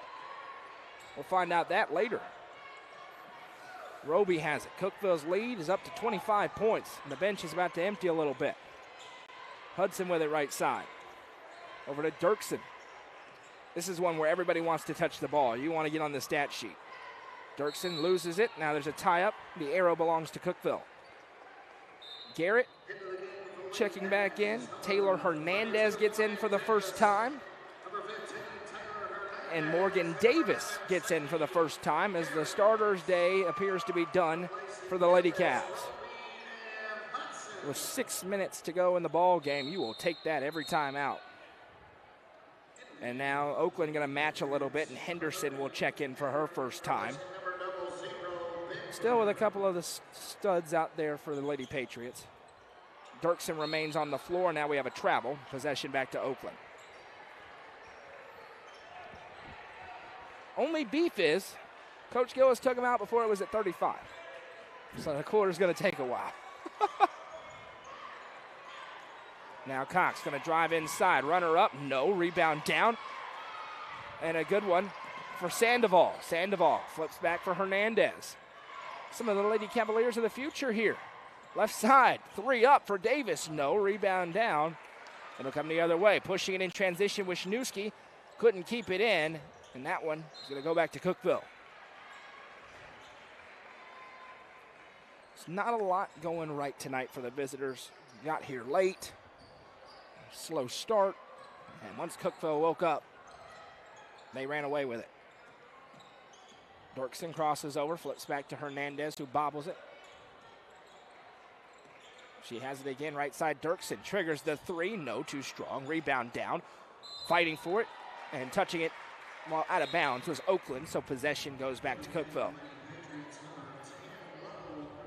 Christina Turnbow checks in for the first time. Callie Lewis in, as Wisniewski's day is done, as is Kyla Joyce. And some frustration for Oakland.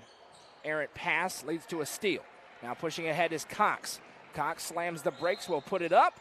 The foul is called. She's going to go shoot 2 as Davis picks up the personal.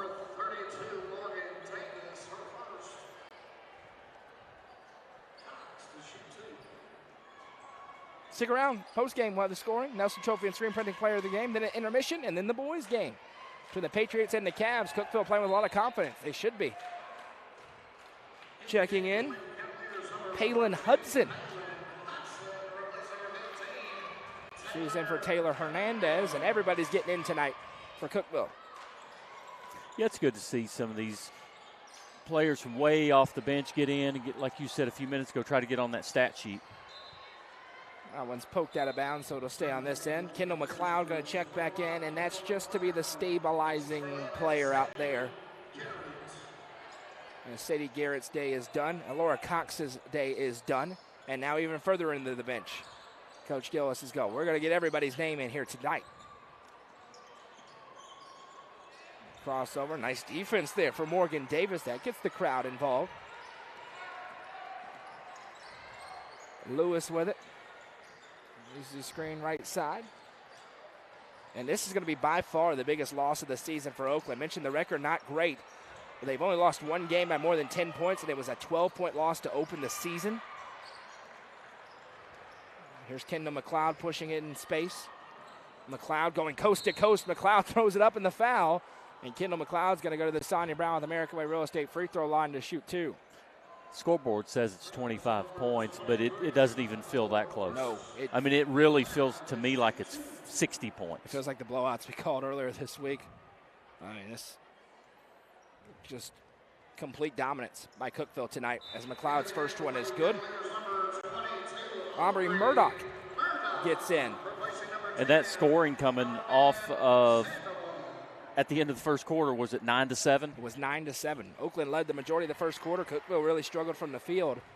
It didn't matter as McLeod goes 2 for 2. The lead is up to 27 for Cookeville. And they have not surrendered that despite it being the bench and now a steal for McLeod. The lone starter left in the game. She'll cross the timeline with it. She's going to drive and kick back out. 3 ball on the way. Good! Morgan Davis with a Gary Maxwell Insurance Agency 3. And the bench and sideline loves it. Good shot for Davis. Leads up to 30. Now a deep 3 on the other end. Why not? No good. Rebound down.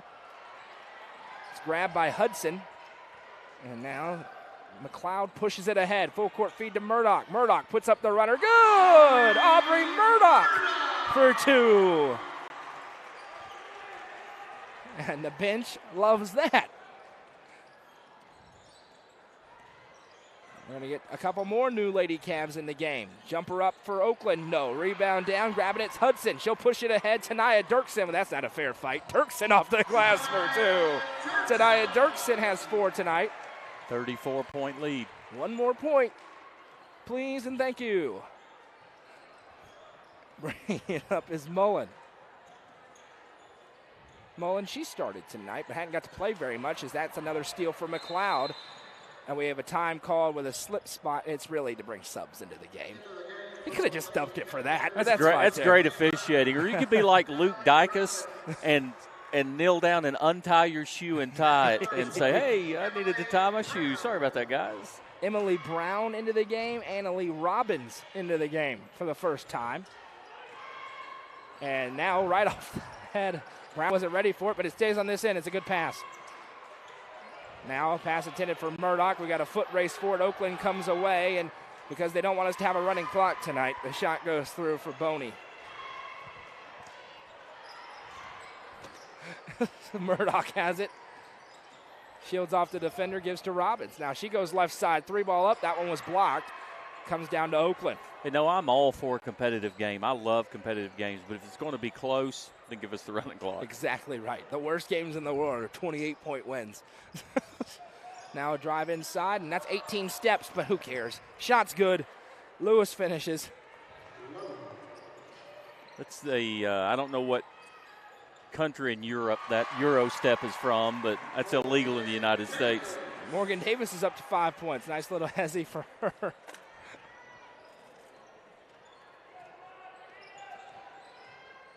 Now here's Oakland on the other side. Lewis jump stops, now sends it back to Cox. She'll throw it up, little off balance, no, rebound down. Lady Cavs have it, they got numbers. Murdoch running the floor, has it, puts it up with the right hand, good for 2 more. Aubrey Murdoch finishes, more subs in. Lauren Gillis back in, Hernandez back in as well for Cookeville.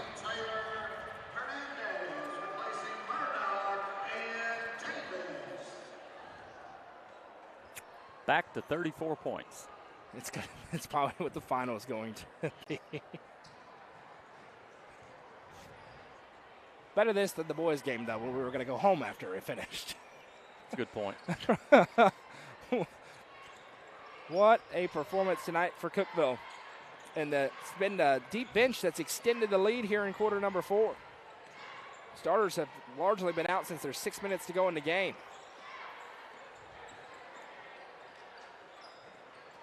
Now a drive swiped by Hernandez out of play. It'll stay on that end with Oakland.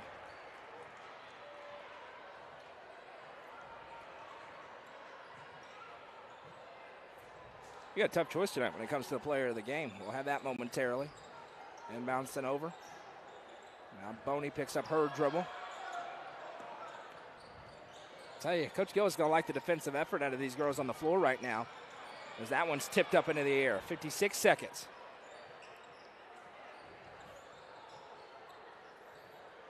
They get back to Boney. Drive the lane, shot blocked. Lauren Gillis got a hand on it. Cookeville comes away. 40 seconds left. That pass tipped out of play. It'll stay with Cookeville. Yeah, run the clock anyway.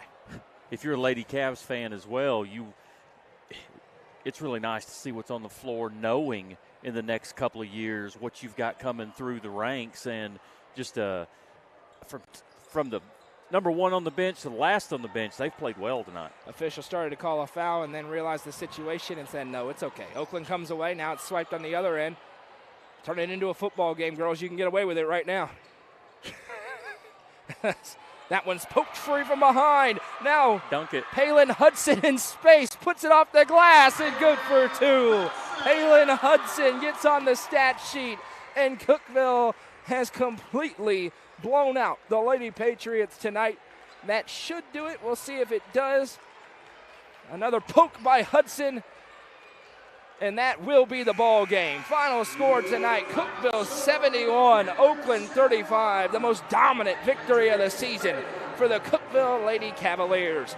We'll tally up the scoring and have the Nelson Trophy and Screen Printing Player of the Game in just moments. But Jeremy Tollison, really strong effort after about midway through the first quarter to the end of the ball game for Cookeville tonight. Yeah, exactly. And as soon as Cookeville's shot started falling and they got in the groove, the momentum just built on itself, and Cookeville, like we said earlier, that looked like the Cookeville basketball team that we're used to seeing when they were just cold as ice in the first quarter, and all of a sudden good things started happening. Oakland I think they mismanaged free throws and substitutions and timeouts a little bit. Not free throws, timeouts, sorry, but Cookeville took advantage of that and then just poured it on from there. Scoring for the game for the Lady Cavaliers is as follows. 19 points for Macy Hudson, 17 for Carolee Gilbert, 14 for Allie Gillis, and then a host. 4 for Charlie Roby, 5 for Morgan Davis, 4 for Aubrey Murdoch, 4 for Tania Dirksen, 2 for Palin Hudson, and 2 for Kendall McLeod for a team total of 71. It's time for the Nelson Trophy and Screen Printing Player of the Game. Jeremy, who's it going to tonight? I'll tell you, you could give it to 2 or 3 different ones, literally, and having to pick one, and I'm probably going to give this away due to defense, rebounding, scoring, just a good mix, and just an overall really good night. But Macy Hudson had an absolute great, fantastic game. Totally agree. Macy Hudson is the Nelson Trophy and Screen Printing Player of the Game. We'll take a brief intermission and come back in a few moments for the boys' game as the Cookeville Cavaliers look to build on the momentum they built with a big win on Tuesday, and they take on the Oakland Patriots. Final score in the girls' game, Cookeville 71, Oakland 35. We'll talk to you on just a few minutes from Cookeville. Don't go anywhere.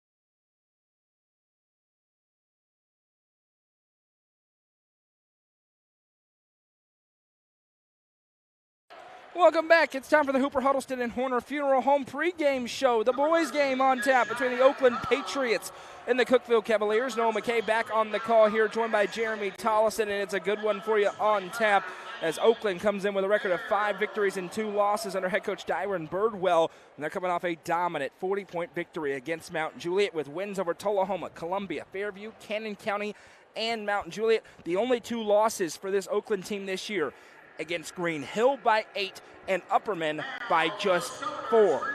For the Cookeville Cavaliers under head coach Matt Hill in his first season at the helm, they are 3-2, coming off their best game of the season, a 68-58 victory over Farragut at Farragut on Tuesday night. Wins over McMinn Central, York, and Farragut. Losses to Stone and Knox Webb. The problem for Cookeville, those 2 losses were unfortunately blowouts. But they have made a change in the starting lineup prior to Tuesday's game, and it worked out in great fashion as they got that win against a Farragut team with a very good record. Let's get into the tee-up starting lineups. First for the Patriots, under head coach Dyron Birdwell. Number 4, Josh Wiley. Number 5, we'll say his name on block tonight, the sophomore sensation Bryant Haggard. Number 13, Yeshia Cobb. Number 23, Malcolm Ashley. And number 25, Lane Barron. For the Cookeville Cavaliers, under head coach Matt Hill with a record of 3 victories and 2 losses. Number 3, Joseph Owens. Number 4, Lane Garrett. Number 12, Jaron Davis. Number 15, Bryce Heron. And number 24, Brody Parsons. Jeremy, 2 studs in this game. Jaron Davis for Cookeville, but they know they got to find a way to slow down number 5, Bryant Haggard. You see him here talking to his head coach. He is as good as it gets in this state, and just a sophomore. Cookeville has to have a plan for him tonight. Isn't that funny? I mean, the eye test, it doesn't look like much, but the stats say otherwise. Cookeville wins the tip in the white jerseys on their home floor, and they'll go to work in the half court with Joseph Owens. Owens activates into the play, kicks over to Davis. Davis working on Malcolm Ashley. Nice spin move for Jaron Davis, but couldn't get the roll, and the rebound comes down to the Patriots. Patriots have been very young in recent years, not nearly as young now, and they feel like they got a chance to make some noise in a very difficult Murfreesboro district on the boys' side of high school basketball. They give over left side for Bryant Haggard. Haggard now to Barron. Underhand flip. Finds the target, Wiley. Wiley goes to work, drives inside, left-handed shot, no. Rebound down, and Bryce Heron comes away. Heron to Owens, and he traveled. Yeah, it's a good call by the official. Just stutter step before we put the ball on the floor. Good call. 7:14 to go in quarter number 1. We're just getting started in the boys' game. Live on YouTube tonight. We welcome you in. Please hit that like button. Hit that share button. You can share the link to your Facebook page, your Twitter feed, your text messages, wherever you want to go. That thumbs up. And if you haven't already, make sure you subscribe to our channel as that one's tipped over. And the rebound comes down to Owens. Now they kick left side. Lane Garrett back to Heron. Garrett now out of the corner finds Owens. He works it for Jaron Davis. Davis, this team's superstar. They work it over for Heron. He'll trigger the 3 and gets it. That's Bryce Heron with a Gary Maxwell Insurance 3. Good start for Cookeville. Now a drive, a little tie up. They maintain possession. Over to Heron. Haggard. Bryant Haggard off the dribble, working on Owens. Owens there defensively. We know Joseph Owens, a great football player, and now that's a 5-second violation. Parsons was on, and that clock was ticking. Haggard says he wasn't closely guarded, but the official was counting, and it goes back to Cookeville. And as a player, you've just got to look in your peripheral and see if he's counting, because that's why it's a visible count, so you don't have any question if he's counting or not. You can see it. Now Davis has it. Davis goes to work, kicks back Heron for 3. No off the back of the iron. Rebound ricochets around. Haggard able to come away with it. Here's Bryant Haggard. Flip pass ahead in transition. Leads to the easy 2 for Lane Barron.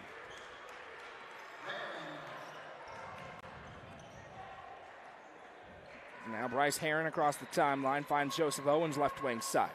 Jaron Davis eyes up the whole way, finds Heron off his screen, triggers the mid-range jumper, no. Owens with a nice rebound. Kicks to Davis. Jaron Davis in rhythm for 3.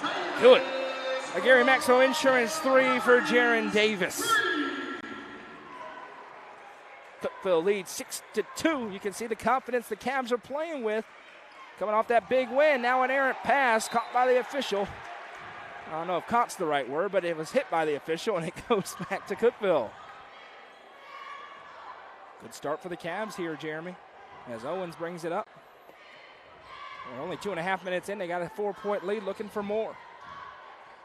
So different than in previous years. Cookeville's not trying to go at a breakneck pace as they give over to Heron. He'll baseline drive, underhand flip, dangerous, and it's stolen by Wiley. Josh Wiley into the half court, swipe from behind. Brody Parsons got a hand on it, and it'll stay with the Patriots.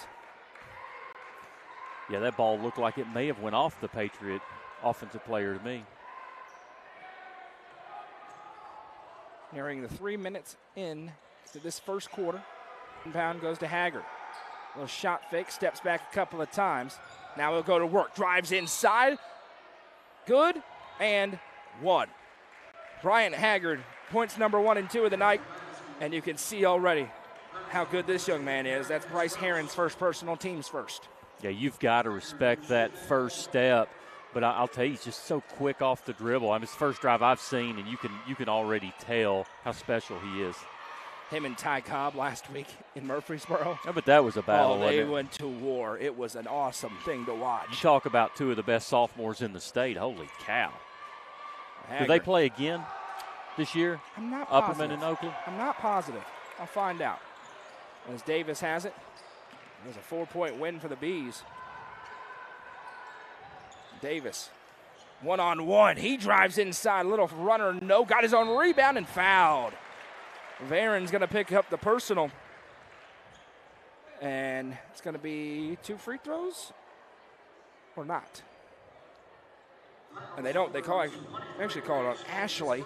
And it will be 2 free throws upcoming at the Sonia Brown with American Way Real Estate free throw line for Jaron Davis. First one, good.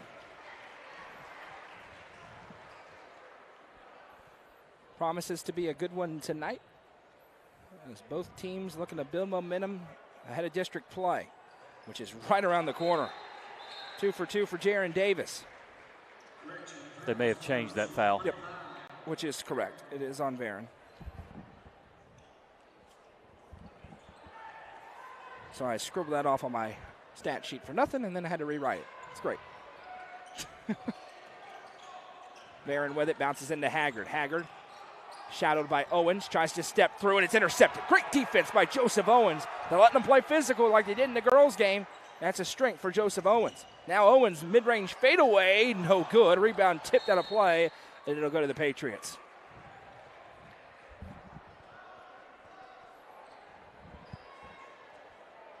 Once again, tomorrow, 3 games. The high school basketball game of the week pits Stone Memorial against Loretto. We followed up by the Upperman girls against Maryville and the Upperman boys against the Tennessee Heat. Hope you'll join us for it. That's travel. Possession back the other way. A couple of subs in. Jalen Dink and Walker Redding checking in for the first time. In for Parsons and Garrett. Midway through the first quarter, Cookeville's lead is 8-4.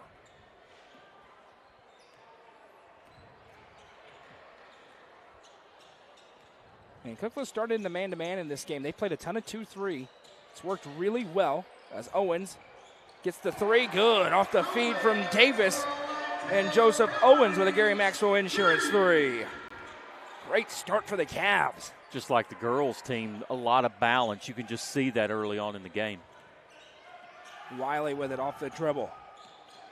Coach Hill got to be thrilled with the way this game has started. That's a really poor shot. Rebound down to Owen. Sends it ahead to Redding. Redding tied up.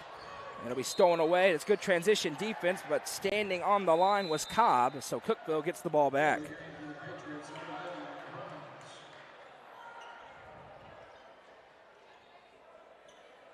Davis gets it into Redding.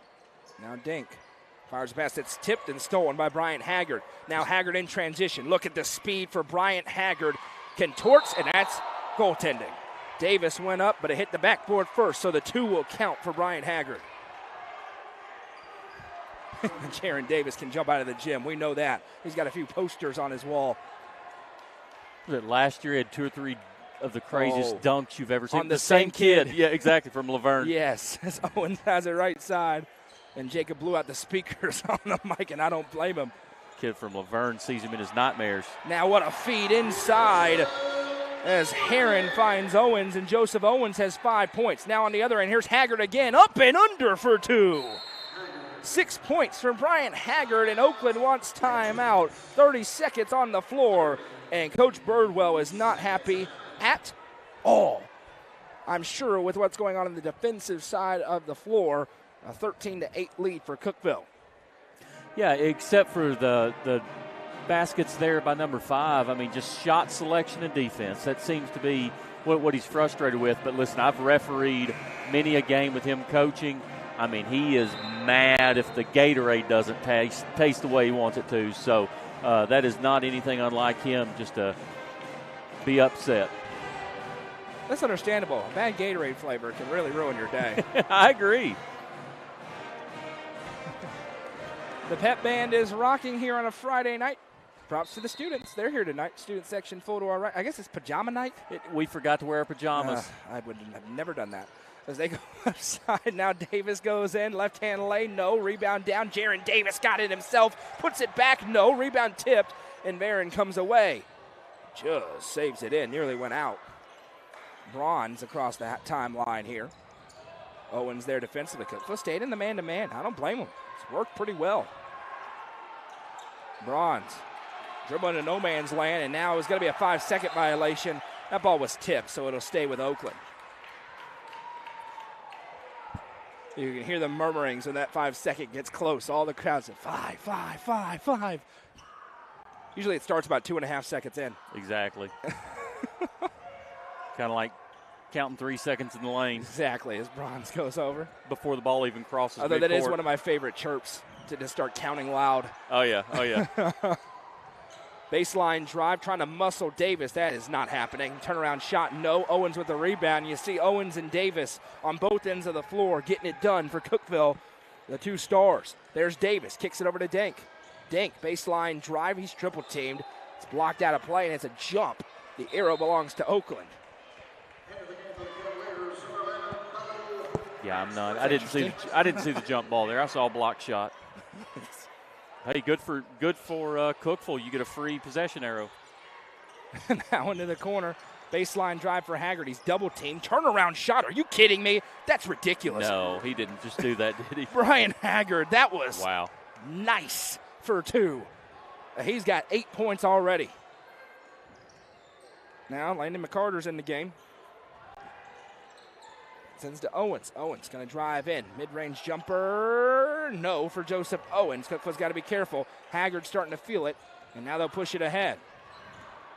There's Wiley driving in. The foul is called. It'll be 2 shots upcoming.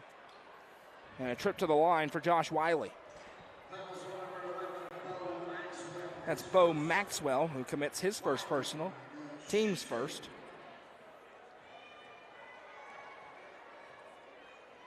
First free throw for Wiley. That's a bit of an unconventional shot. No good. Lane Garrett back in for the Cavs. First half of tonight's game presented by our friends at Double Precision Landscaping and Lawn Maintenance. We appreciate them for making it possible for us to be here tonight. Second one, no good. A break for Cookeville as they go 0 for 2 at the stripe. Owens with a rebound now. Here's Jaron Davis. Accelerates through 2 defenders. Jaron Davis, power steps inside. Left-hand lay is good.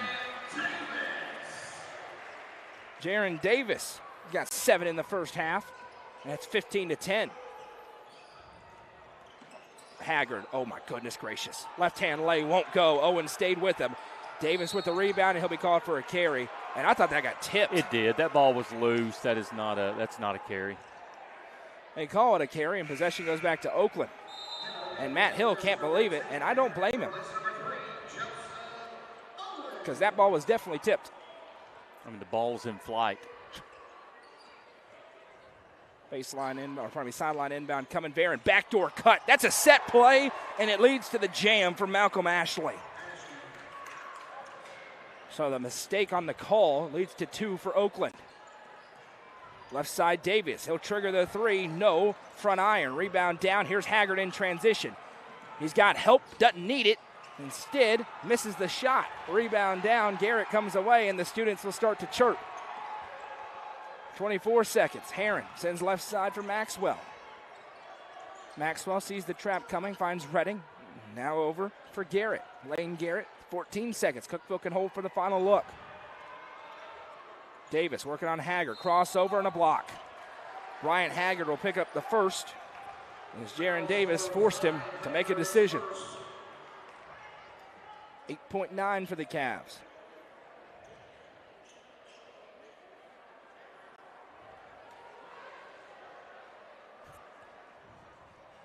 Maxwell tries to flip it into the backcourt. Now they got numbers if they hurry. Herron with it. Sends right side. Extra feed. Redding for three. Good! Walker Redding with the Gary Maxwell Insurance three. And it caps off a good first quarter for the Cavaliers. After one, they lead Oakland 18-12. This is Cookeville basketball presented by Double Precision Landscaping and Lawn Maintenance on the Watson Chevy UCR Media Network.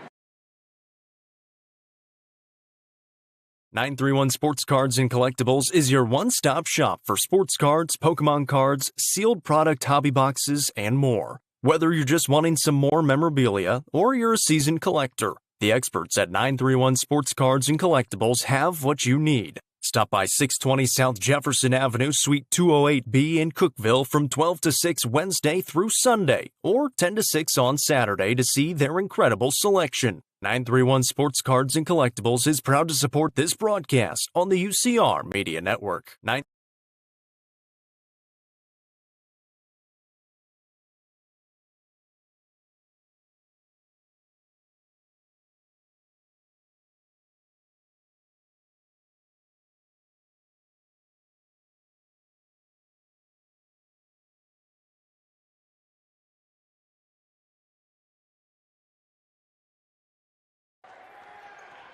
Welcome back. 18-12 is the score. Cookeville with the lead. And it was Jaron Davis providing 7 points. We got a whistle for a shoe tie. 8 points for Bryant Haggard on the other side. And we got some scores on the floor tonight.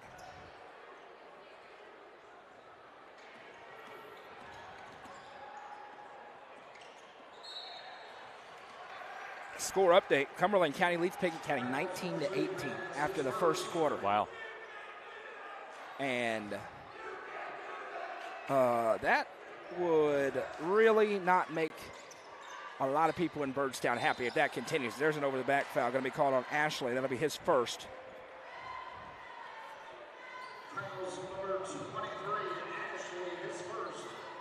Give the score updates to the other broadcast team. That game is live on the main UCR Facebook page between Pickett and Cumberland County.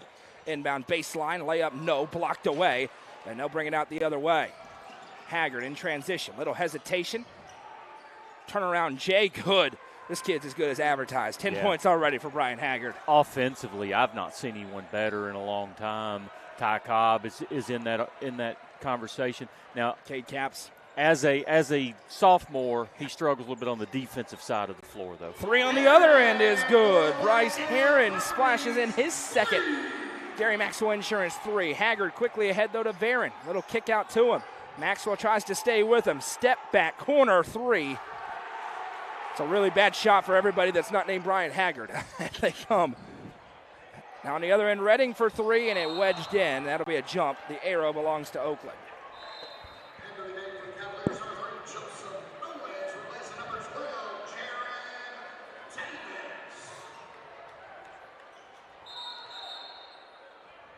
We got a whistle, not sure what it's for.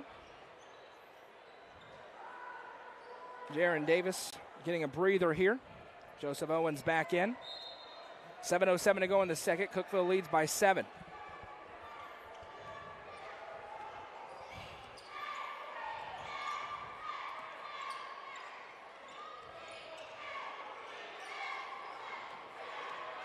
Baseline drive here for Oakland, blocked. Joseph Owens rejects it the other way. Oakland still with it. What a fastball inside. Leads to the 2 for Josh Wiley. Oakland stays with the play and gets rewarded with the bucket. Now right side, Owens. Going to drive in the mid-range. Fade away, no. Rebound down. Oakland with it, trailing by just 5. Here's Haggard. Loses handle for a moment, gets it into the corner. Now a drive for Cobb. A pass to nobody, and Cookeville gets the basketball back. Jaron Davis back to the table, as is Jalen Dink. Stick around during the Happy Hour halftime show. We'll be joined by Cookeville Lady Cavs head coach Jamie Gillis. They got a dominant victory, 36 points over Oakland earlier on tonight. We'll talk about it.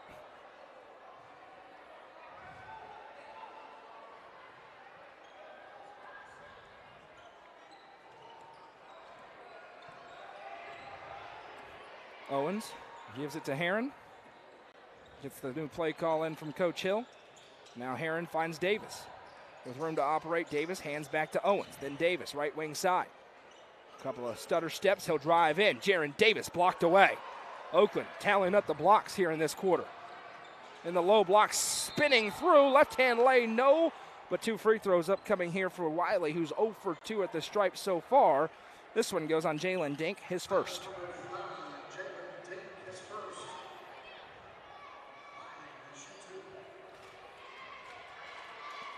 First one for Wiley is up, and that one is good.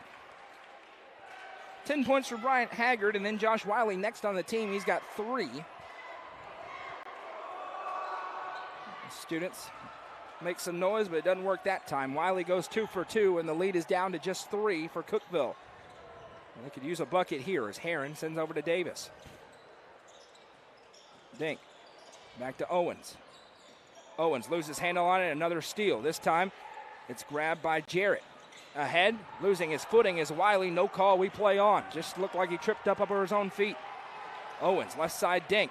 Thinking about it, he'll trigger the 3. Got it. Jalen Dink with a Gary Maxwell Insurance 3. Yeah, good job by Cookeville there stopping Oakland's momentum. Haggard with a little hezzy Euro step in and a foul. Brian Haggard going to go to the line to shoot 2.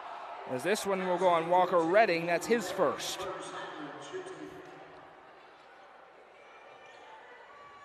Coach Hill says they went straight up. Official is not going to overturn his call. As an official, you want to watch the defender there, and the question I've got is, what did the defender do wrong? And I just didn't feel he had position. I felt like his arms were straight up. Just because you come in and create that contact doesn't make it a foul. What did he do wrong? And on that play, I just don't think he did anything wrong. Yeah, but what do you know about officiating anyways? According to a bunch of gyms in the Upper Cumberland, nothing. However, I have 20 years of experience. I never said anything bad about you on air, I don't think. I appreciate that. Yeah, well, it's I okay. really don't know if I did. As left side, even before I knew you. Driving in. Mid-range jumper up and good. You probably said some bad stuff about me, as Bryce Heron's free throw is probably. Good. Quickly ahead, though. Oakland wastes no time. Open 3 won't go. Cookeville gets away with it. Dink with the rebound.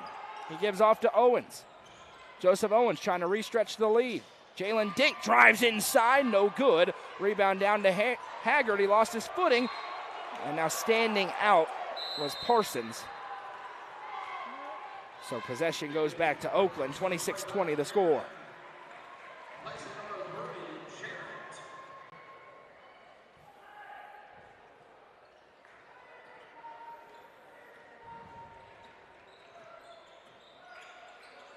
Handoff. Trying to find room to operate is Shia Cobb. Cobb was the star on this team before Haggard arrived. Now he's a pretty good second option. He drives in there. Shot up, no good. Rebound down. Parsons able to hold.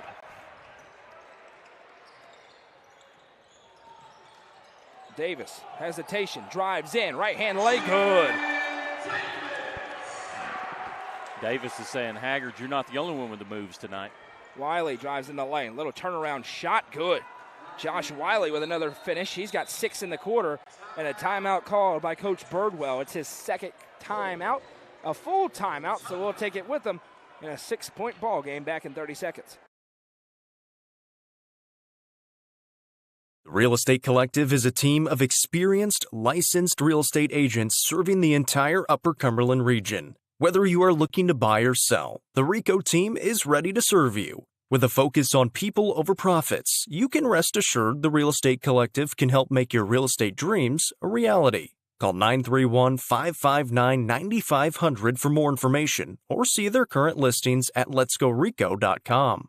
The Real Estate Collective is proud to support student athletes in our area and this broadcast on the UCR Media Network. Welcome back. Jeremy, it's the fourth game we've called together this week. And maybe finally we got a good one. 28-22, Cookeville with the lead with 4:02 to go in the second quarter. Be Cavalier basketball out of the timeout. Yeah, you can tell these two teams are pretty evenly matched. They both have scores. They both are blocking shots, playing really good defense. It's just going to come down to who can stop the other team from getting a run and shots falling.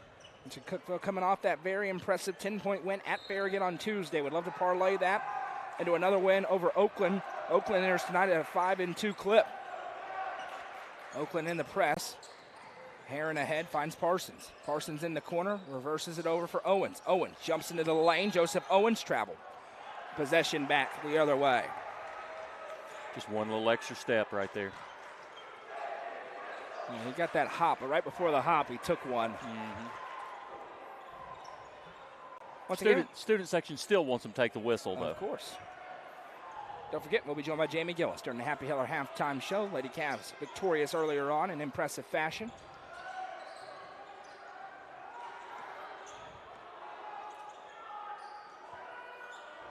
Haggard. Been quiet so far in this second quarter. That could change at any moment. That wasn't the moment. Rebound down to Davis. Jaron Davis pushing it across the timeline. He finds Joseph Owens. Reverses feet over into the corner. 3-ball good. Nice offense. And Bryce Heron with his third Gary Maxwell Insurance 3. Largest lead of the game for Cookeville. They're up by 9. Barron with it. They got to get it to Haggard. And he's going to drive the lane. Wiley going to drive and kick. Haggard has not touched the ball yet on the possession. And Cookeville's not denying him the basketball. Now they go back. Bronze. Wiley. From the top of the circle. Now Haggard has it. Haggard, fastball. It's going back to Cookeville. Fastball just a little outside.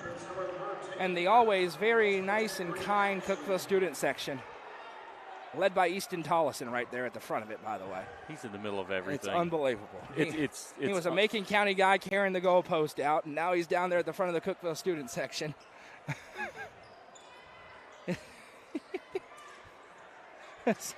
Owens fires a dangerous pass. I think he was on the Upperman dance team last Tuesday night.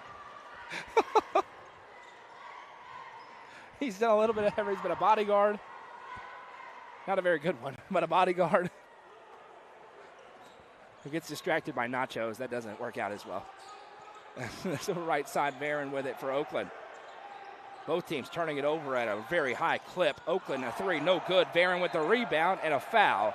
Joseph Owens will pick up the personal, and it'll be a trip to the line to shoot 2 for Lane Barron.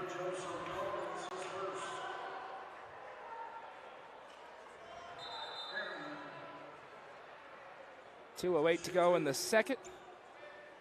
And they got to fix the clock. Add 2 more seconds to make it 2:10. To which I ask, really? As Barron's going to shoot 2. State tournament, sure. December 15th. Non-district. I think we're okay on those 2 seconds. This is the first one went through. 2 for 2. 31-24 the score. Cookeville trying to add on a little separation. You know a team like Oakland has a run in them. Owens, left side dink.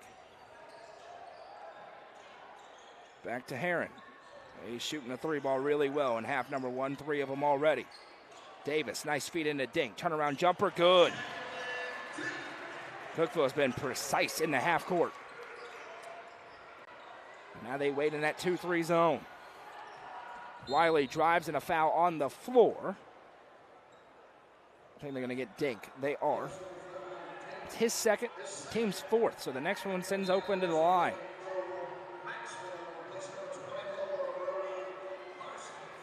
Maxwell in for Brody Parsons as Oakland will inbound from the baseline right on the C of the Cavaliers. Into Haggard. He's open. Can't let that happen. It's good. And that is shooting practice for Bryant Haggard. Back to a 6-point game. He's got 15 points in the first half. Right on his average of 30 per game. And Dink again for 3. Jalen Dink answers on the other end with a Gary Maxwell Insurance 3. Give it to 5. Now he has it.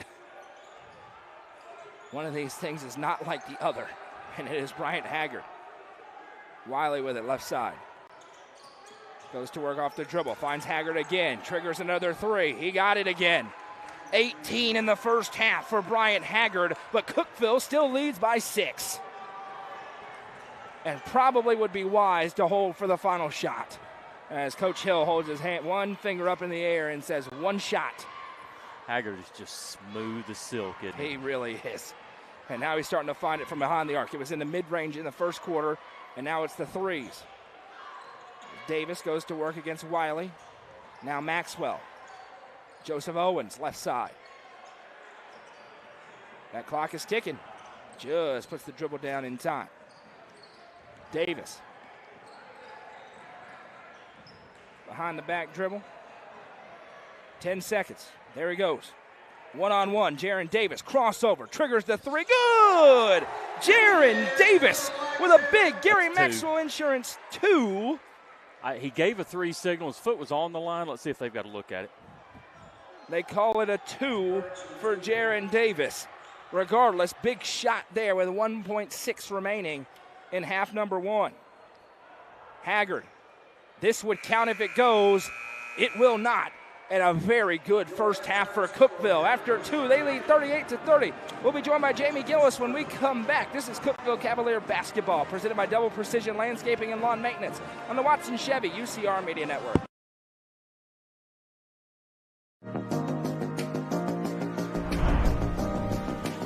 What if opportunity was all in a day's work? We find new ways to make vacation dreams a reality. And that inspires me to do my best work every single day. What if you can make a real impact in people's lives with a team that cares? What I do matters, not just for guests, but for my team. We rely on each other each and every day. What if your work inspired fun and moved people? We put the world on vacation. Our job is to make people happy. Inspiring travelers around the world to live their best lives never stops being fulfilling. At Travel and Leisure, what if can be what is. Stop wondering. Join the travel movement and start a career where memories start with you.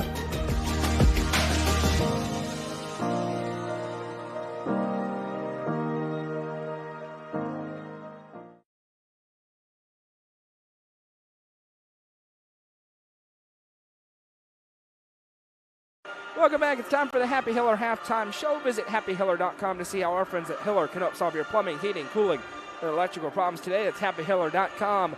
Cavaliers with an 8-point lead at the break, trying to sweep the doubleheader because the Lady Cavaliers did it in dominant fashion earlier on, knocking off Oakland 71-35. We're joined by Lady Cav head coach Jamie Gillis. Coach, thanks as always for taking a few minutes. Congratulations. Really nice win for you. Overall, how do you assess how the girls played tonight?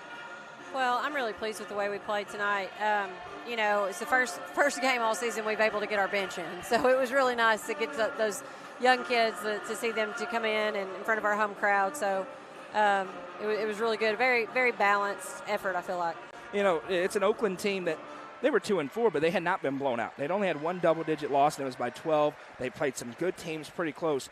What was the key for you tonight to be able to get that separation and run away and get some of the bench in tonight? Well, you know, I told my team, you know, all week we were practicing, they scared me a little bit because they're scrappy, you know, and they've been in every ball game. And I told their coach before the game, I said, I feel like y'all are pretty close.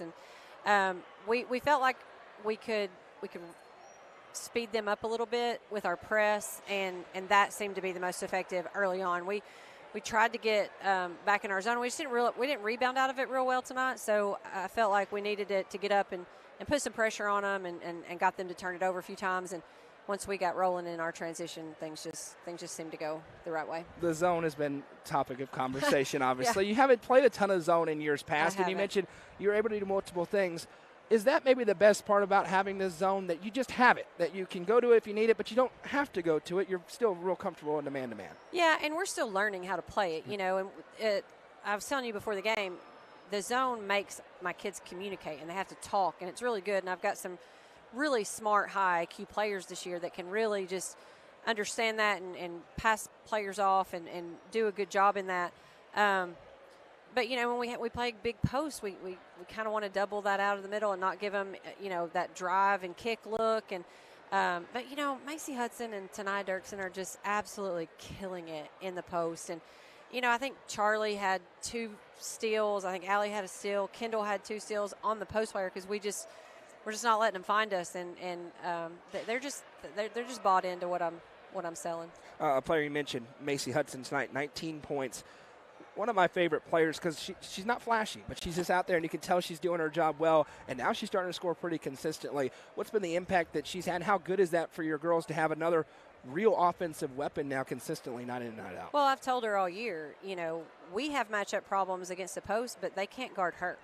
Yeah. And she's been working in the post and working on her inside game. When we get that switch, she's scoring in there. And you know, out of the third quarter, out of the half, when the third quarter, I said, we're going to run a play. And I said, Macy, if you get her on your hip, just turn and go. And she did. And she scored that layup. And we put her back in the fourth quarter because she was 1 rebound away from getting a double-double, and she scores 5. I'm like, can you just get a rebound, please?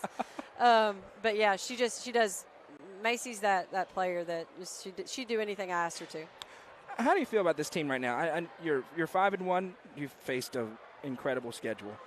You get another good team on the road on Tuesday. You go to a very tough place to play at Pickett County.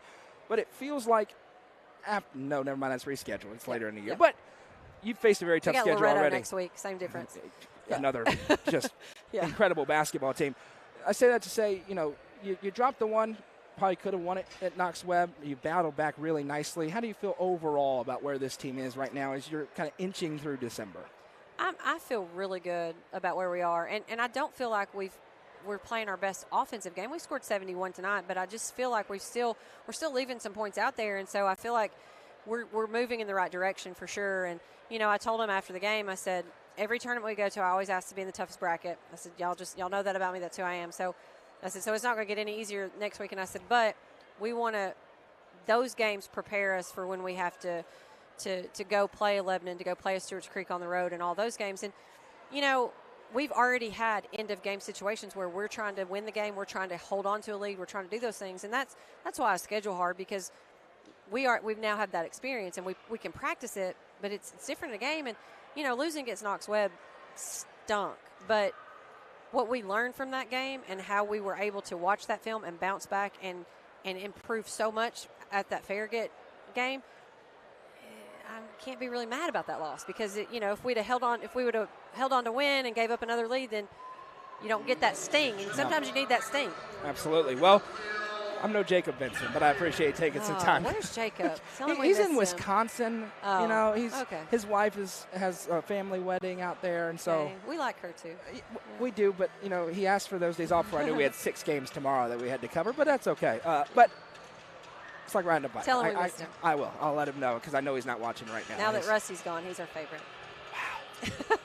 Brutal. I have to try Coach Hill. Coach, congratulations. We appreciate it. Thanks.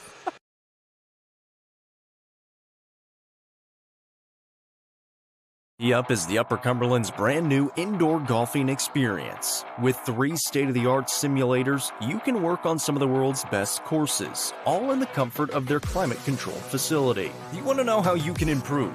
See everything from club speed to spin rate in seconds. Conveniently located at 141 4th Street in Baxter. Stop in. Visit them online at teeupgolfclub.com or call them at 931-559-GOLF to reserve your simulator today. Tee Up is proud to support this broadcast on the UCR Media Network. Sonia Brown with American Way Real Estate is proud to present the Golf Ridge Resort at Center Hill Lake, featuring homes and large level building lots. Homes starting in the $290s and building lots starting at $42,900. The lots are soil tested and approved with utilities at the road and are ready for you to build your dream home. For more information, contact Realtor Sonia Brown with American Way Real Estate at 931-979-7145.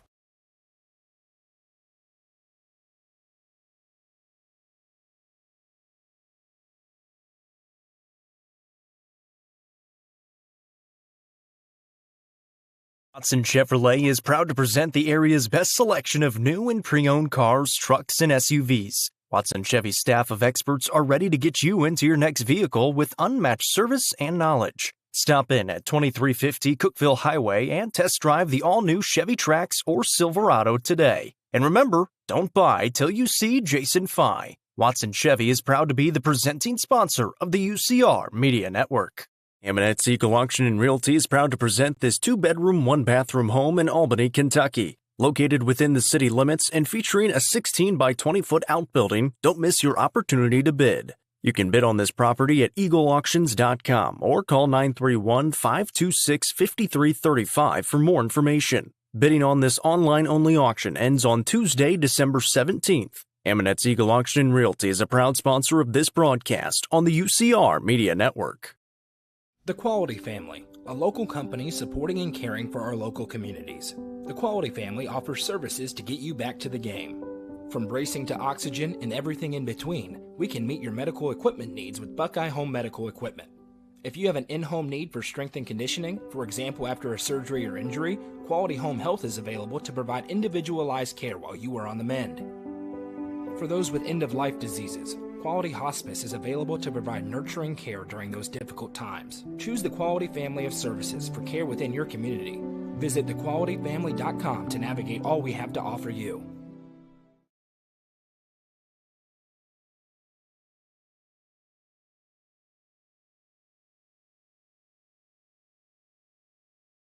Welcome back. Our second half presented by 931 Sports Cards and Collectibles in Cookeville.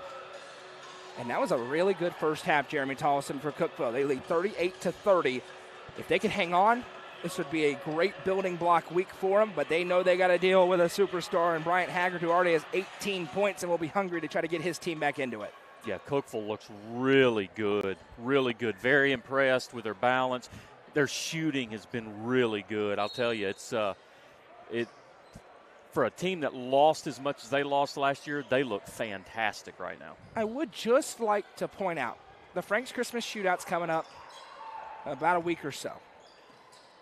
Cookeville is on one side of the bracket on the boys' side, and Sparta's on another side of the bracket in the boys' side. And we thought, how the season started, there wasn't a chance for those two teams to meet up. There's a chance for those two teams to meet up. As Haggard triggers the three and hits the three. 21 points for Bryant Haggard. Speaking of White County, congratulations, Trip Pinion, for being able to play tonight. Absolutely. Welcome so back. Happy. Hey, one of the best athletes in the Upper Cumberland, and he needs to be on a field or a court somewhere. Good for him. And now a foul from behind for Malcolm Ashley. I'm Noah McKay. He's Jeremy Tollison, the pride of Oakland High School. Madison McKay to my left. She's actively rooting for our alma mater. That's unbelievable. I keep telling her to stop standing up and clapping. I mean, it's ridiculous. My goodness. I mean, I'm an alumni here at Cookeville. That's embarrassing. I mean, honestly, she started throwing confetti. There's a train horn here somewhere. Owens drives the lane, kicks out to. Wow. Do I need to run the camera? Oh, she's so mad, and her microphone's turned off, so you can't hear it. She is. I mean, when Haggard hit that three, a single tear fell from her eye as Owens drives the lane and is fouled. And you know what I don't like here, Jeremy? Sir. We're a minute in. This, for the last game and a half, has been a football game out here, and now we have 2 touch fouls in the first minute of this third quarter. That's what sends me into orbit. And they've gone Cookeville's way, so that really says something. As Owens throws up the shot and finishes. Nice take for Joseph Owens. You know, officials talk at halftime. Maybe they had said, hey, we've let this get a little bit too loose and decided to fix that. But big three for Josh Wiley on the other side, and Matt Hill wants to talk about it because all of a sudden Oakland's within 4. And this one, you know, the girls' game kind of felt like a blowout and the score was tighter for a while. This one has never felt like a real lopsided game. Cookeville's got to be careful here. This is Allie and Frazier. I mean, this is nice. Let us know in the comments who you are, where you're watching from, who you're cheering for live on YouTube tonight. You got to comment. We appreciate Sheila for commenting.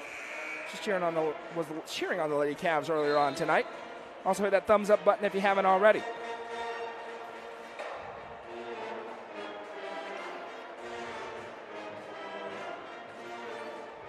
And not the Sheila who is my mom. A different Sheila. My mom would not be commenting "Go Lady Cavs" or anybody should be commenting "Watching from Murfreesboro." That's the best announcer in the world. You don't know my mom. I guarantee you, she was not writing that one. Top of the key, nice. Swing it over right side. Garrett Parsons has it. That was not exactly the type of household we grew up in. My mom would have done that. My dad, he's tough. He's tough. There's a lot of degrees in my house. It's very meritocracy. As this is a foul going to be called on Cookeville, and the rebound attempt after the miss by Davis was a good look, just didn't fall. Now listen, he got fouled by his teammate, number 13 on that play. They called it on Parsons instead. He did not get fouled by Parsons. 6:07 to go in the third. It's 40-36. I love having Jeremy on the headset next to me during basketball. This is incredible. It's really helping my blood pressure out on these calls. I mean, you do a good job, so we want you to have a long, fruitful life. So we're working on that blood pressure. Matheny wanted us to work on that blood pressure a little bit. As Wiley drives in left-hand lane, no rebound down to Davis. Well, Matheny's a reason for the blood pressure, so that's part of the problem. See, look at that. He's trying to counterbalance his deficiencies. Owens with it, and he traveled. Possession back the other way. Shuffled the feet. Oakland gets it back in a 4-point game. Walker Redding and Jalen Dink back in for Garrett and Parsons. And you got to credit Coach Matt Hill. He changed up the starting lineup. That's not easy to do. Make 2 changes in the starting lineup, and it has certainly worked over the past week. Will it work enough tonight to beat this good Oakland team? We're going to wait and see. As Ashley has it, he's guarded by Davis. Finds Varon. Underhand flip for Wiley. Wiley goes to work off the dribble. Thinking about triggering it. Instead, Euros through, blocked. Walker Redding, those long arms and wingspan, results in the rejection. Stays with Oakland. 5:14 to play in quarter number 3. Owens going stride for stride with Haggard. This leads to Cobb having to drive in himself. Flips back for Wiley. Wiley hit 1-3 in the quarter. He'll drive around here, just throws it up wildly. Great defense by Bryce Herron. Davis on the other end, hands off to Redding. Now Owens, flashing inside, open, nice. Bryce Herron with 2 more. He's got 13 points. That leads Cookeville. A 6-point Cav advantage. Varon in the corner. He'll trigger the 3. In and out, no. Rebound tipped. Owens comes away. Oakland with numbers back, but Owens has speed. Nice step through in the finish for Joseph Owens. Yeah, and there again, Haggard, as good as there is offensively, but defensively still trying to grow in to that. Still just a sophomore. A great timeout by Coach Matt Hill. Now a 3 on the other end. That one's no good. Rebound down. Redding with it. Cookeville with a chance to push it to double digits for the first time. Owens again, coast to coast. Little shoulder shrug. Finishes for 2 more. Timeout. He's down now only with 3 remaining.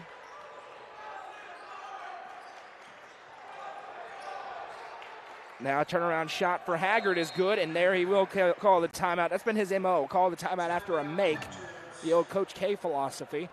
It's 46-38, and it's a 30-second timeout, so we'll stay through it. Cookeville did a nice job. A little run showed by Oakland. Cookeville answered back. They've regained an 8-point advantage, Jeremy.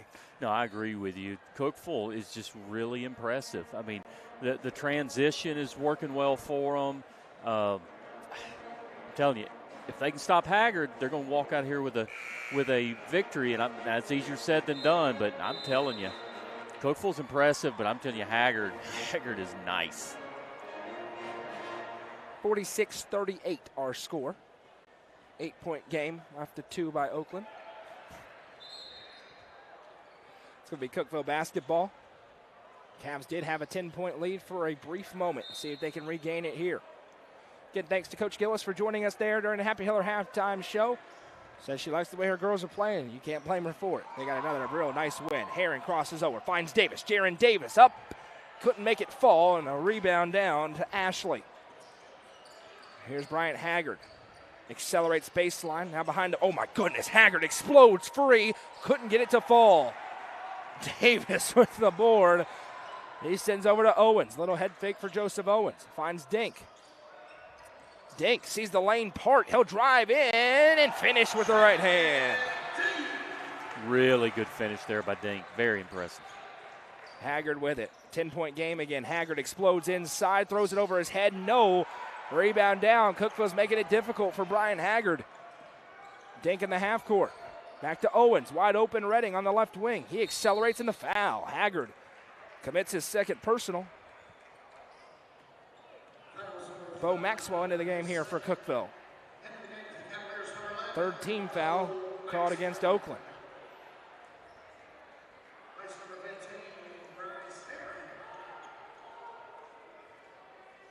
Tomorrow night, high school basketball game of the week. Stone Memorial takes on Loretto in a play day in Baxter.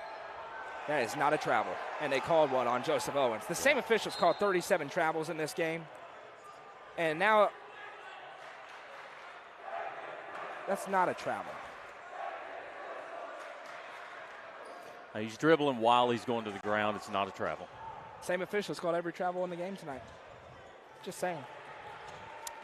Left side handoff pass.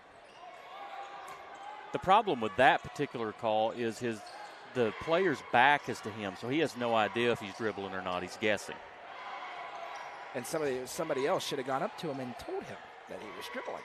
But I digress. Into the low block. Davis there defensively. Trying to step through. That's a nice finish. Malcolm Ashley with 4 points so far in the game. Back to an 8-point game.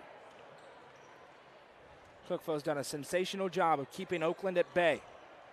Can they push it beyond the 10-point maximum lead they've had? Owens working on Haggard. Blows right by him. Joseph Owens to the rack. 8 1/4 for Owens. Now on the other end, Haggard trying to match. He's tied up a little bit. Turnaround jumper, good. 25 for Haggard. Wow. Back to an 8-point game. Owens got the best of him on one end. Haggard, it was difficult, but he's too good. Davis now says, forget the screen. I'm shooting the three. No good. Barron with the board. Now Haggard pushing in transition. Steps past Maxwell. Drives in. Haggard blocked again in the second goaltend on Jaron Davis in the game. Haggard finishes the two more, and the rule there hits the backboard first. Correct. Goaltend. Can't touch it. That nearly knocked the goal off its center axis. It's a 6-point game again for Haggard as he now has 9 points, and he's about to have 11 in the quarter. An easy left-hand lay off the turnover, and all of a sudden Oakland roars back to be within 4. And now nearly another steal. Maxwell comes away, and Matt Hills calls a couple of times for a timeout. He has it, and he needs it. The energy sucked out of the gym a little bit as Bryant Haggard's getting rolling. Full timeout on the floor. We'll take it with him with 1:11 to go in the third quarter.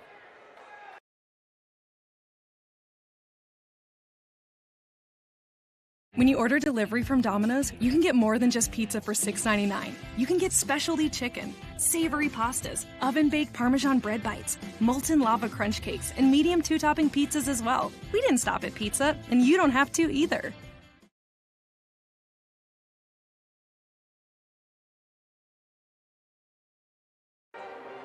Welcome back. We got a dogfight tonight.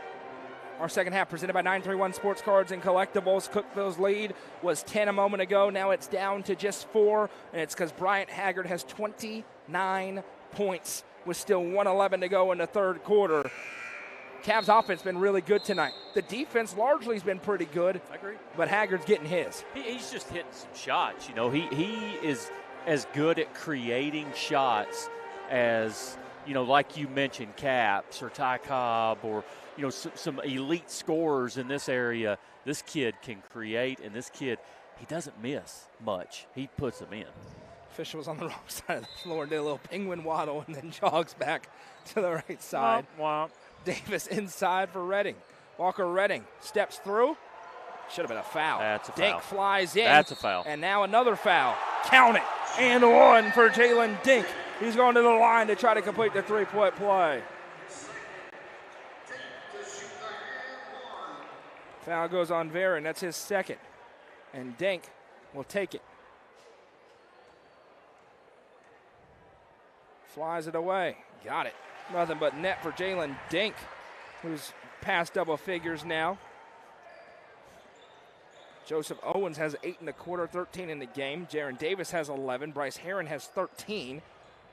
And Dink has 13. Haggard with it left side. Owens trying to defend him. Crossover for Haggard. Goes baseline. Wraps it around. Bobbled a couple of times by Varon. Great hands by Dink. It's out of play, and it'll stay with Oakland.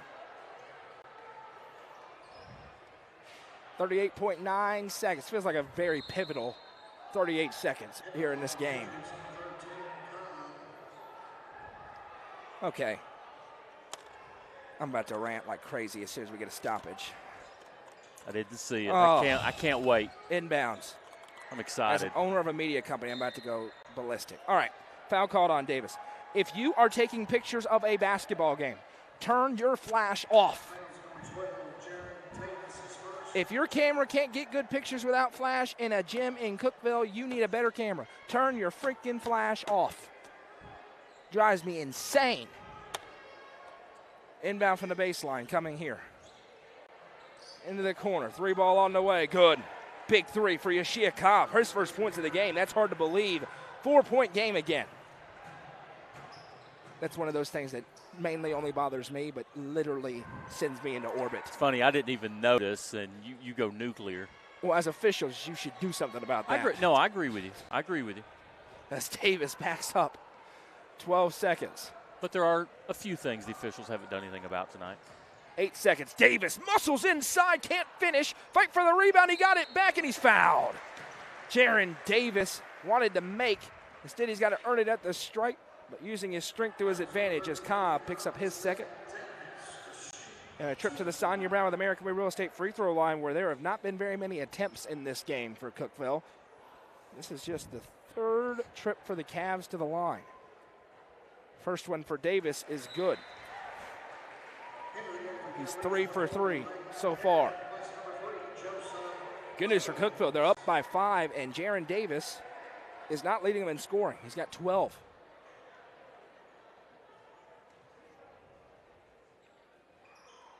Second one won't go. Dink went over the back for the rebound attempt, so he'll be called for his third. 2 seconds on the clock, and Haggard's going to try to get a look. Ashley to inbound. Haggard got free in the half court. Puts it up. Nearly banked it in, and that brings us to the end of the third quarter. Get your popcorn ready. After 3, it's Cookeville 54, Oakland 49. This is Cavalier Basketball, presented by 931 Sports Cards and Collectibles on the Watson Chevy UCR Media Network. Nelson Trophy and Screen Printing is proud to support student athletes and athletic departments throughout the Upper Cumberland. They're also proud to sponsor the Nelson Trophy and Screen Printing Player of the Game on this broadcast. From trophies to t-shirts, they can do it all. Stop by and see them at 120 Circle Drive in Allgood, or give them a call at 931-537-9559. Nelson Trophy and Screen Printing is proud to sponsor this broadcast on the UCR Media Network.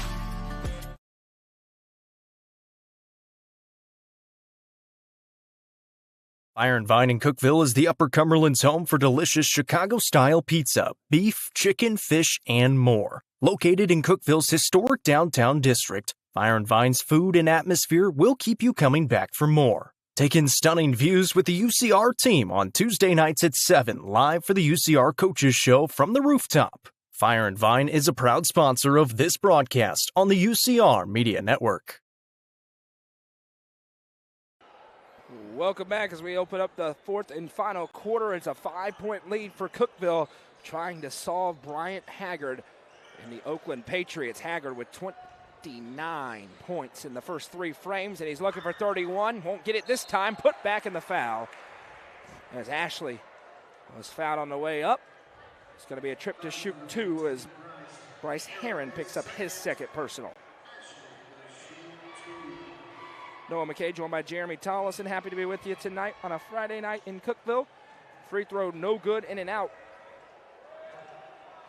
These could be huge in a game that's coming down to the wire. Cookeville's led by as many as 10. 0 for 2 at the line. It's tipped out by Davis, so it'll stay with Oakland.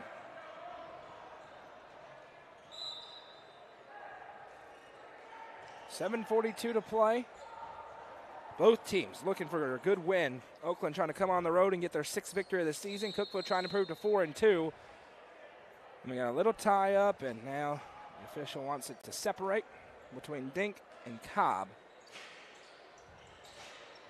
Inbound, fired in. Varon inside finishes the 2.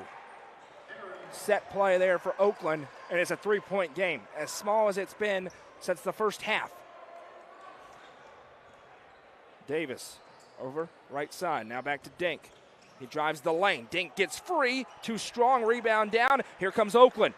Haggard in transition. Haggard fires a fastball to Varon, and then a pass right to the waiting arms of Lane Garrett. And Coach Birdwell just throws his hands up in disgust. Right side, Redding. This could be a huge swing, but it won't fall. Browns with the board. If I'm Haggard, I'm never passing the ball. Left side, 3-ball to tie. It's good. Yashia Cobb starting to heat up his second triple of the half, and it's 54-54. Cookeville needs a bucket in the worst way. We haven't seen Joseph Owens in a while. He's sitting at the table. Davis, turnaround shot inside, couldn't get it. Too short, and it's going to Oakland. Owens checking in here for Garrett. He has 13 points tonight. So does Jaron Davis, and it's 12 for Davis, and it's 13 for Jalen Dink and Bryce Herron. Here's Haggard. Oh, my goodness. Drives in, great response from Owens. Got his ankles broke, popped back up, and got the steal. Here's Dink. Drives and kicks. Walker Redding for 3, no. Cookeville gone ice cold from the field. Ahead, here's Bryant Haggard. Haggard against Davis, into the low block. Davis stands strong.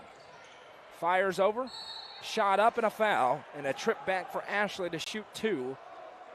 Just missed a couple here. He's trying to regain the lead.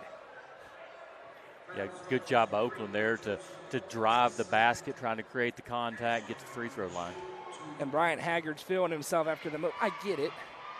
But if you let the kid get back up and steal it from you, it kind of loses its shine a little bit. There's nothing in the stat book for that except a turnover. And I get it. Next free throw, no good. 0 for 2. They've missed 4 straight freebies. Davis with the rebound, and an opportunity here for the Cavs. Bryce Herron across the timeline. Finds Redding. Redding, hands off. Now back to him. Herron. Just outside that Cookeville logo. Owens tied up at 54. Dink posting up in the low block. The pass is offline. He couldn't save it. It's a turnover. Going back to the Patriots. This feels like Cookeville's got to be real careful here, Jeremy. I agree. Oakland's got all the momentum right now, and Cookeville's went ice cold, like you said. Now Haggard again with a crossover. Owens going right back to battle him. Drives baseline. The double arrives.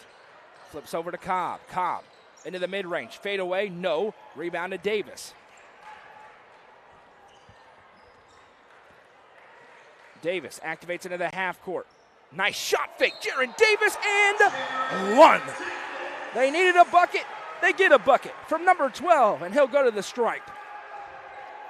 Again, Davis is a leader of this team, and when you need a bucket, you go to your leader, and the leader comes through. Huge, huge bucket for Cookeville. Foul goes on Malcolm Ashley, his 3rd at the Sonia Brown with American Way Real Estate free throw line. Free throw no good. Both teams missing, but Varon didn't grab it cleanly, and Cookeville will get it back.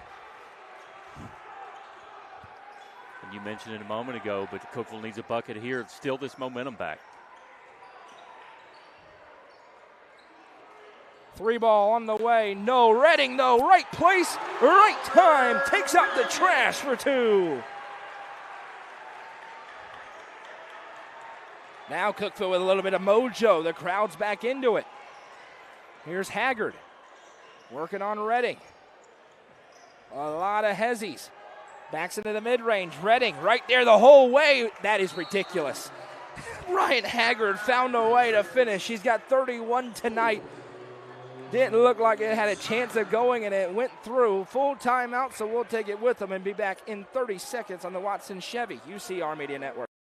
Iron Vine in Cookeville is the All Sports and Outdoors in Jamestown is the Upper Cumberland's best sporting goods store. From cleats to camping supplies and everything in between, this family-owned store has it all. All Sports and Outdoors is proud to support our community, including student athletes throughout the Upper Cumberland. Stop in at 207 South Main Street or visit their website at hall42.com. All Sports and Outdoors is a proud sponsor of this broadcast on the UCR Media Network. Welcome back. Our second half presented by our friends at 931 Sports Cards and Collectibles. Cookeville with a 2-point lead, 58-56. Looking for another big win, trying to hang on against a Patriots team led by a sophomore, Bryant Haggart, who has 31 points, including the last two before that timeout by Dyron Birdwell. Just such a soft shot. It's almost like the ball just lays into the twines. Joseph Owens going to bring it up. Instead, he'll give off to Bryce Herron. Herron sends to Dink. Down to the low block. Owens behind the back lay is good for Joseph Owens. Great play for Cookeville.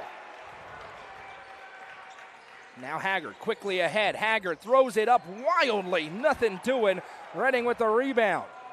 Now ahead to Herron. You're seeing a well-built team and Haggard trying to make something happen. That was a travel. Or a foul, one of the two. They play on. Wiley with it. Picks up his dribble. Now over to Barron. 4-point game still. Emery Bronze with it. Bronze finds Wiley. Now right side. Bronze. Little hesitation. Goes in against Redding. Forced back out. 3-ball for Cobb. He got it. Yashia Cobb with his third three of the half. And Oakland's back within a point. Huge shot by Oakland to get themselves right back in the game. Now here's Herron. 3:40 to go. This is a good boys basketball game. Joseph Owens.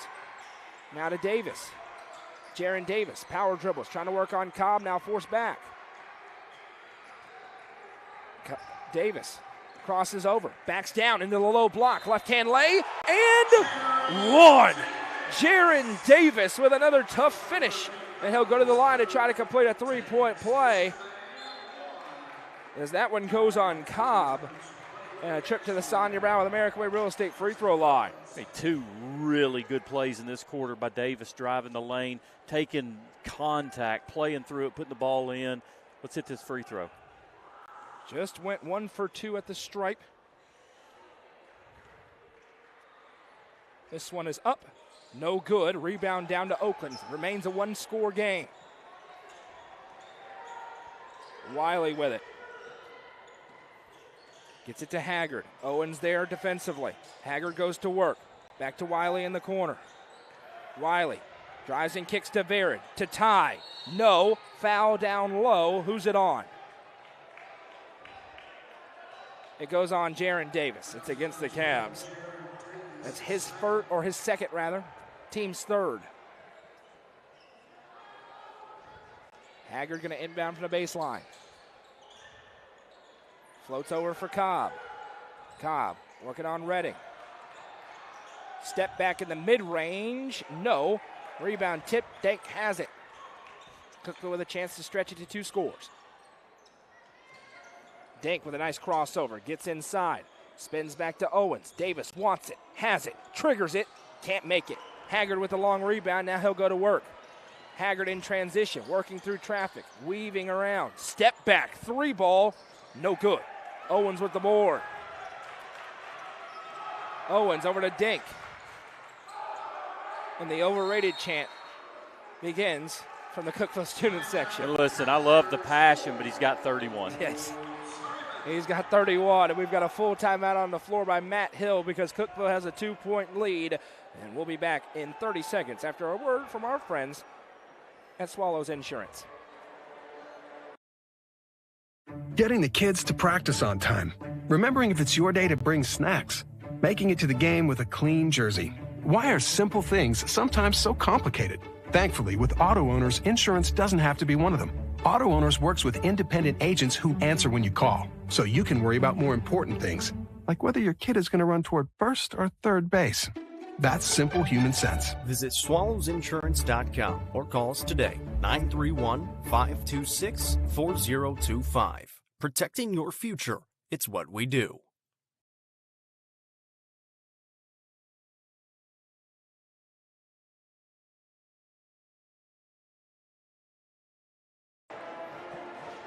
.228 to go in the ball game. Cookeville with a 3-point lead and the basketball as the Cavs try to get to 4-2 on the season. This could cap a great week for them if they win against Farragut on Tuesday and turn around and follow it up with a win tonight against Oakland. Inbounds comes in to Heron. Left side, Walker Redding. Now to Jaron Davis. Is Cookeville going to kill the clock or just go to work? Right side, Heron. There's your answer. Good! Bryce Heron with his 4th Gary Maxwell Insurance 3 of the game. None bigger than that. Now on the other end, Wiley with a step-back 3. That's no good. Long rebound, though. Out to Haggard. He'll trigger the 3. Air ball. A rebound down to Cookeville. And now the Cookeville students will really lay it on thick. Last 3 or 4 possessions by Oakland, shot selection is what's killing them. Kick into the corner for Redding. No good. An air ball on that end. Owens, though, with the rebound. The putback, no. Big couple of misses. 1:41 to go. Coach Birdwell screaming, go. They got to go. Flip back. And that's travel. Shuffle the feet. Haggard, it's going the other way. Yeah, if you're not attempting a shot, that's a travel. You can't Euro step while you're dribbling. And the chant gets a little more bass from the student section. Coach Birdwell, we believe, only has 1 timeout remaining, so he has to be judicious about it. Davis sends it ahead to Owens. Kicks it right side, Redding. Back to Heron. He's going to kill the clock. Oakland's going to have to play the foul game at some point. They got 2 to give. Owens, now to Heron. Picks up his dribble, bounces to Denk. There's 1 foul. Wiley will be called for his first, team's 3rd.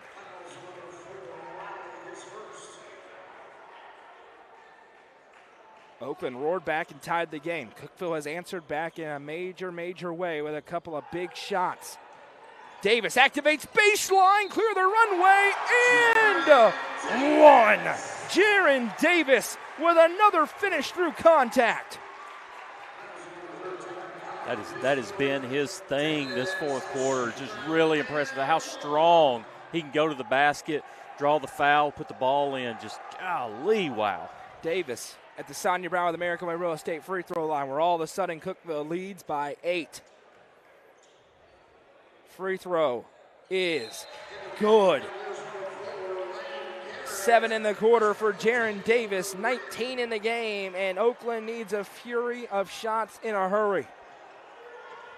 Wiley going to drive in, goes up with the left hand. No. Rebound down to Cookeville. The Cavs can feel it. They're closing in on a big-time win on their home floor. There's a foul for Wiley on the reach in, and a trip back to the line for Jaron Davis to shoot 2.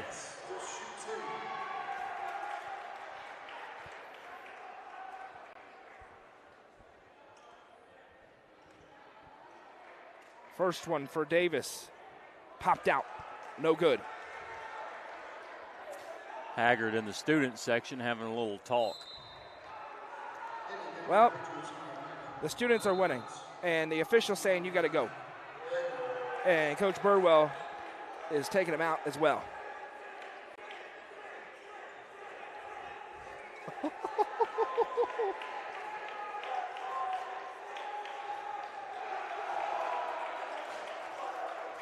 Free throw, no good.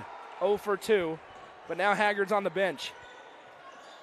Up into the front court. A drive, little runner thrown up, nothing doing. The putback on its way and a foul. Leighton Garrett will pick up the personal. And it's going to be a trip to the line to shoot 2 for Emory Bronze. And this is a little bit of the white flag for Oakland. And this is going to be a big-time win for the Cavaliers tonight. This Oakland team's good. They are. They're really good, and they're going to make some noise this season. Cookeville, kind of on the ropes a little bit, and about 3 minutes to go, decided, hey, this is our game.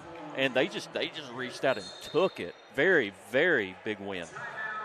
We have a 30-second timeout call on the floor by Cookeville with 42 seconds to go. Oakland can cut it to 7 here, so I don't know if I love the wave, if Coach Birdwell is waving the white flag. He brought somebody in that hasn't played yet, to my knowledge, in the game.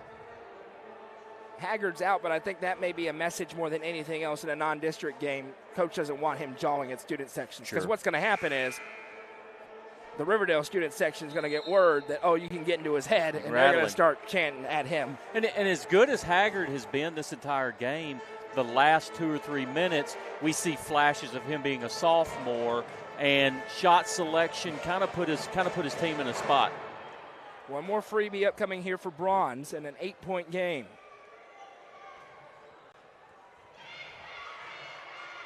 Free throw, no good. Rebound by Joseph Owens. Here comes the pressure. Herron accelerates ahead, sends it over to Redding in the corner. Redding bounces back out to Owens. Now it's around the world like you're in your backyard. Back to Owens. Blocking foul is the call. It was a flop, so absolutely. Dial picks up his first, and a trip to the line to shoot 2 for Joseph Owens at the Sonia Brown with American Way Real Estate free throw line.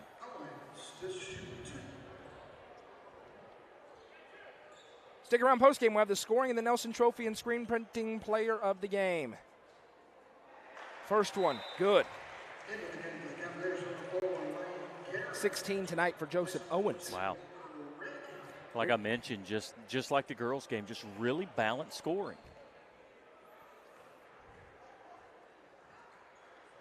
2-4-2, and Cookeville's going to win the basketball game. They're up by 10 with 27 seconds to go.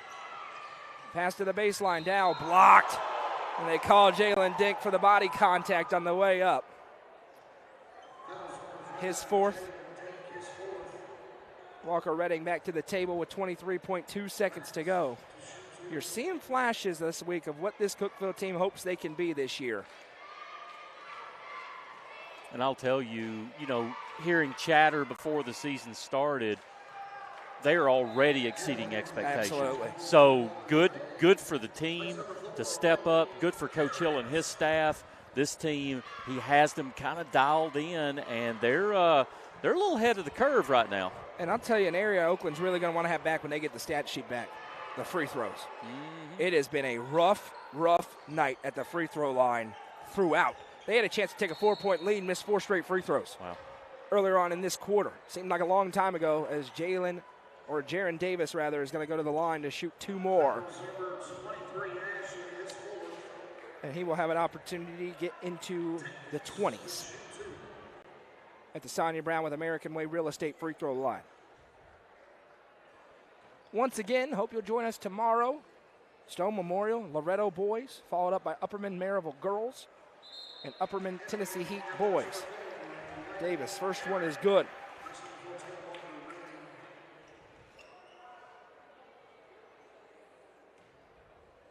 That's 2:34 and 5:30. Back to back to back. 2 for 2 for Jaron Davis. Here they come into the half court. Myself and Jack Bolden will have all the action. Excited to call a couple of games with Jack tomorrow. Another no good shot. Cookeville has to cross the timeline with it if they make them. And the celebration's on. Fantastic win for the Cavaliers tonight. Your final score, Cookeville 72, Oakland 61. Best win of the year, which says something because it comes off the last best win of the year, but Cookeville comes home and they knock off a 5-2 Oakland squad by 11. Yeah, just keep building, I'll tell you. They, you keep stacking these quality wins back to back to back to back, and all of a sudden, once you get to district play, the confidence level changes too. I'll tell you, just super, super, super impressed with Cookeville and just how they just kind of willed their way at about the 3-minute mark to win. Just take it and take it away from Oakland. Scoring from the game is as follows for Cookeville. Jaron Davis with 21 points, 17 for Joseph Owens, 15 for Bryce Herron, including a fast start for Bryce Herron. He had 11 in the first half. 13 for Jalen Dink and 5 for Walker Redding for a team total of 72. It's time for the Nelson Trophy and Screen Printing Player of the Game, Jeremy Tollison. Who's it going to tonight? You know, for me in this game, there's several players that had good nights, but I think the player of the game is pretty obvious. For number one, leading the team in scoring, but I felt like when they needed a bucket, he kind of put the team on his back. 3 and 1s, if you want to call it, although he missed a free throw or two. But Jaron Davis just had an absolutely fantastic fourth quarter and a game, and Jaron Davis is player of the game. Jaron Davis is the Nelson Trophy and Screen Printing Player of the Game tonight. Cookeville sweeps the doubleheader over Oakland. Again, hope you'll join us tomorrow for 3 games, headlined by the high school basketball game of the week, a boys game between Loretto and Stone Memorial, then a girls game between Upperman and Maryville, and a boys game between Upperman and the Tennessee Heat. Once again, tonight, Cookeville sweeps the doubleheader. The girls get it done 71-35, and the Cavaliers round out the evening with a 72-61 victory over the Oakland Patriots. Jeremy, appreciate it as always, my friend. Yes, sir. Had a lot of fun tonight. We thank you for spending part of your Friday night here with us at UCR. I'm Noah McKay. For Jeremy Tollison to my right, Madison McKay on camera, and everybody at UCR. Have a great night, everybody.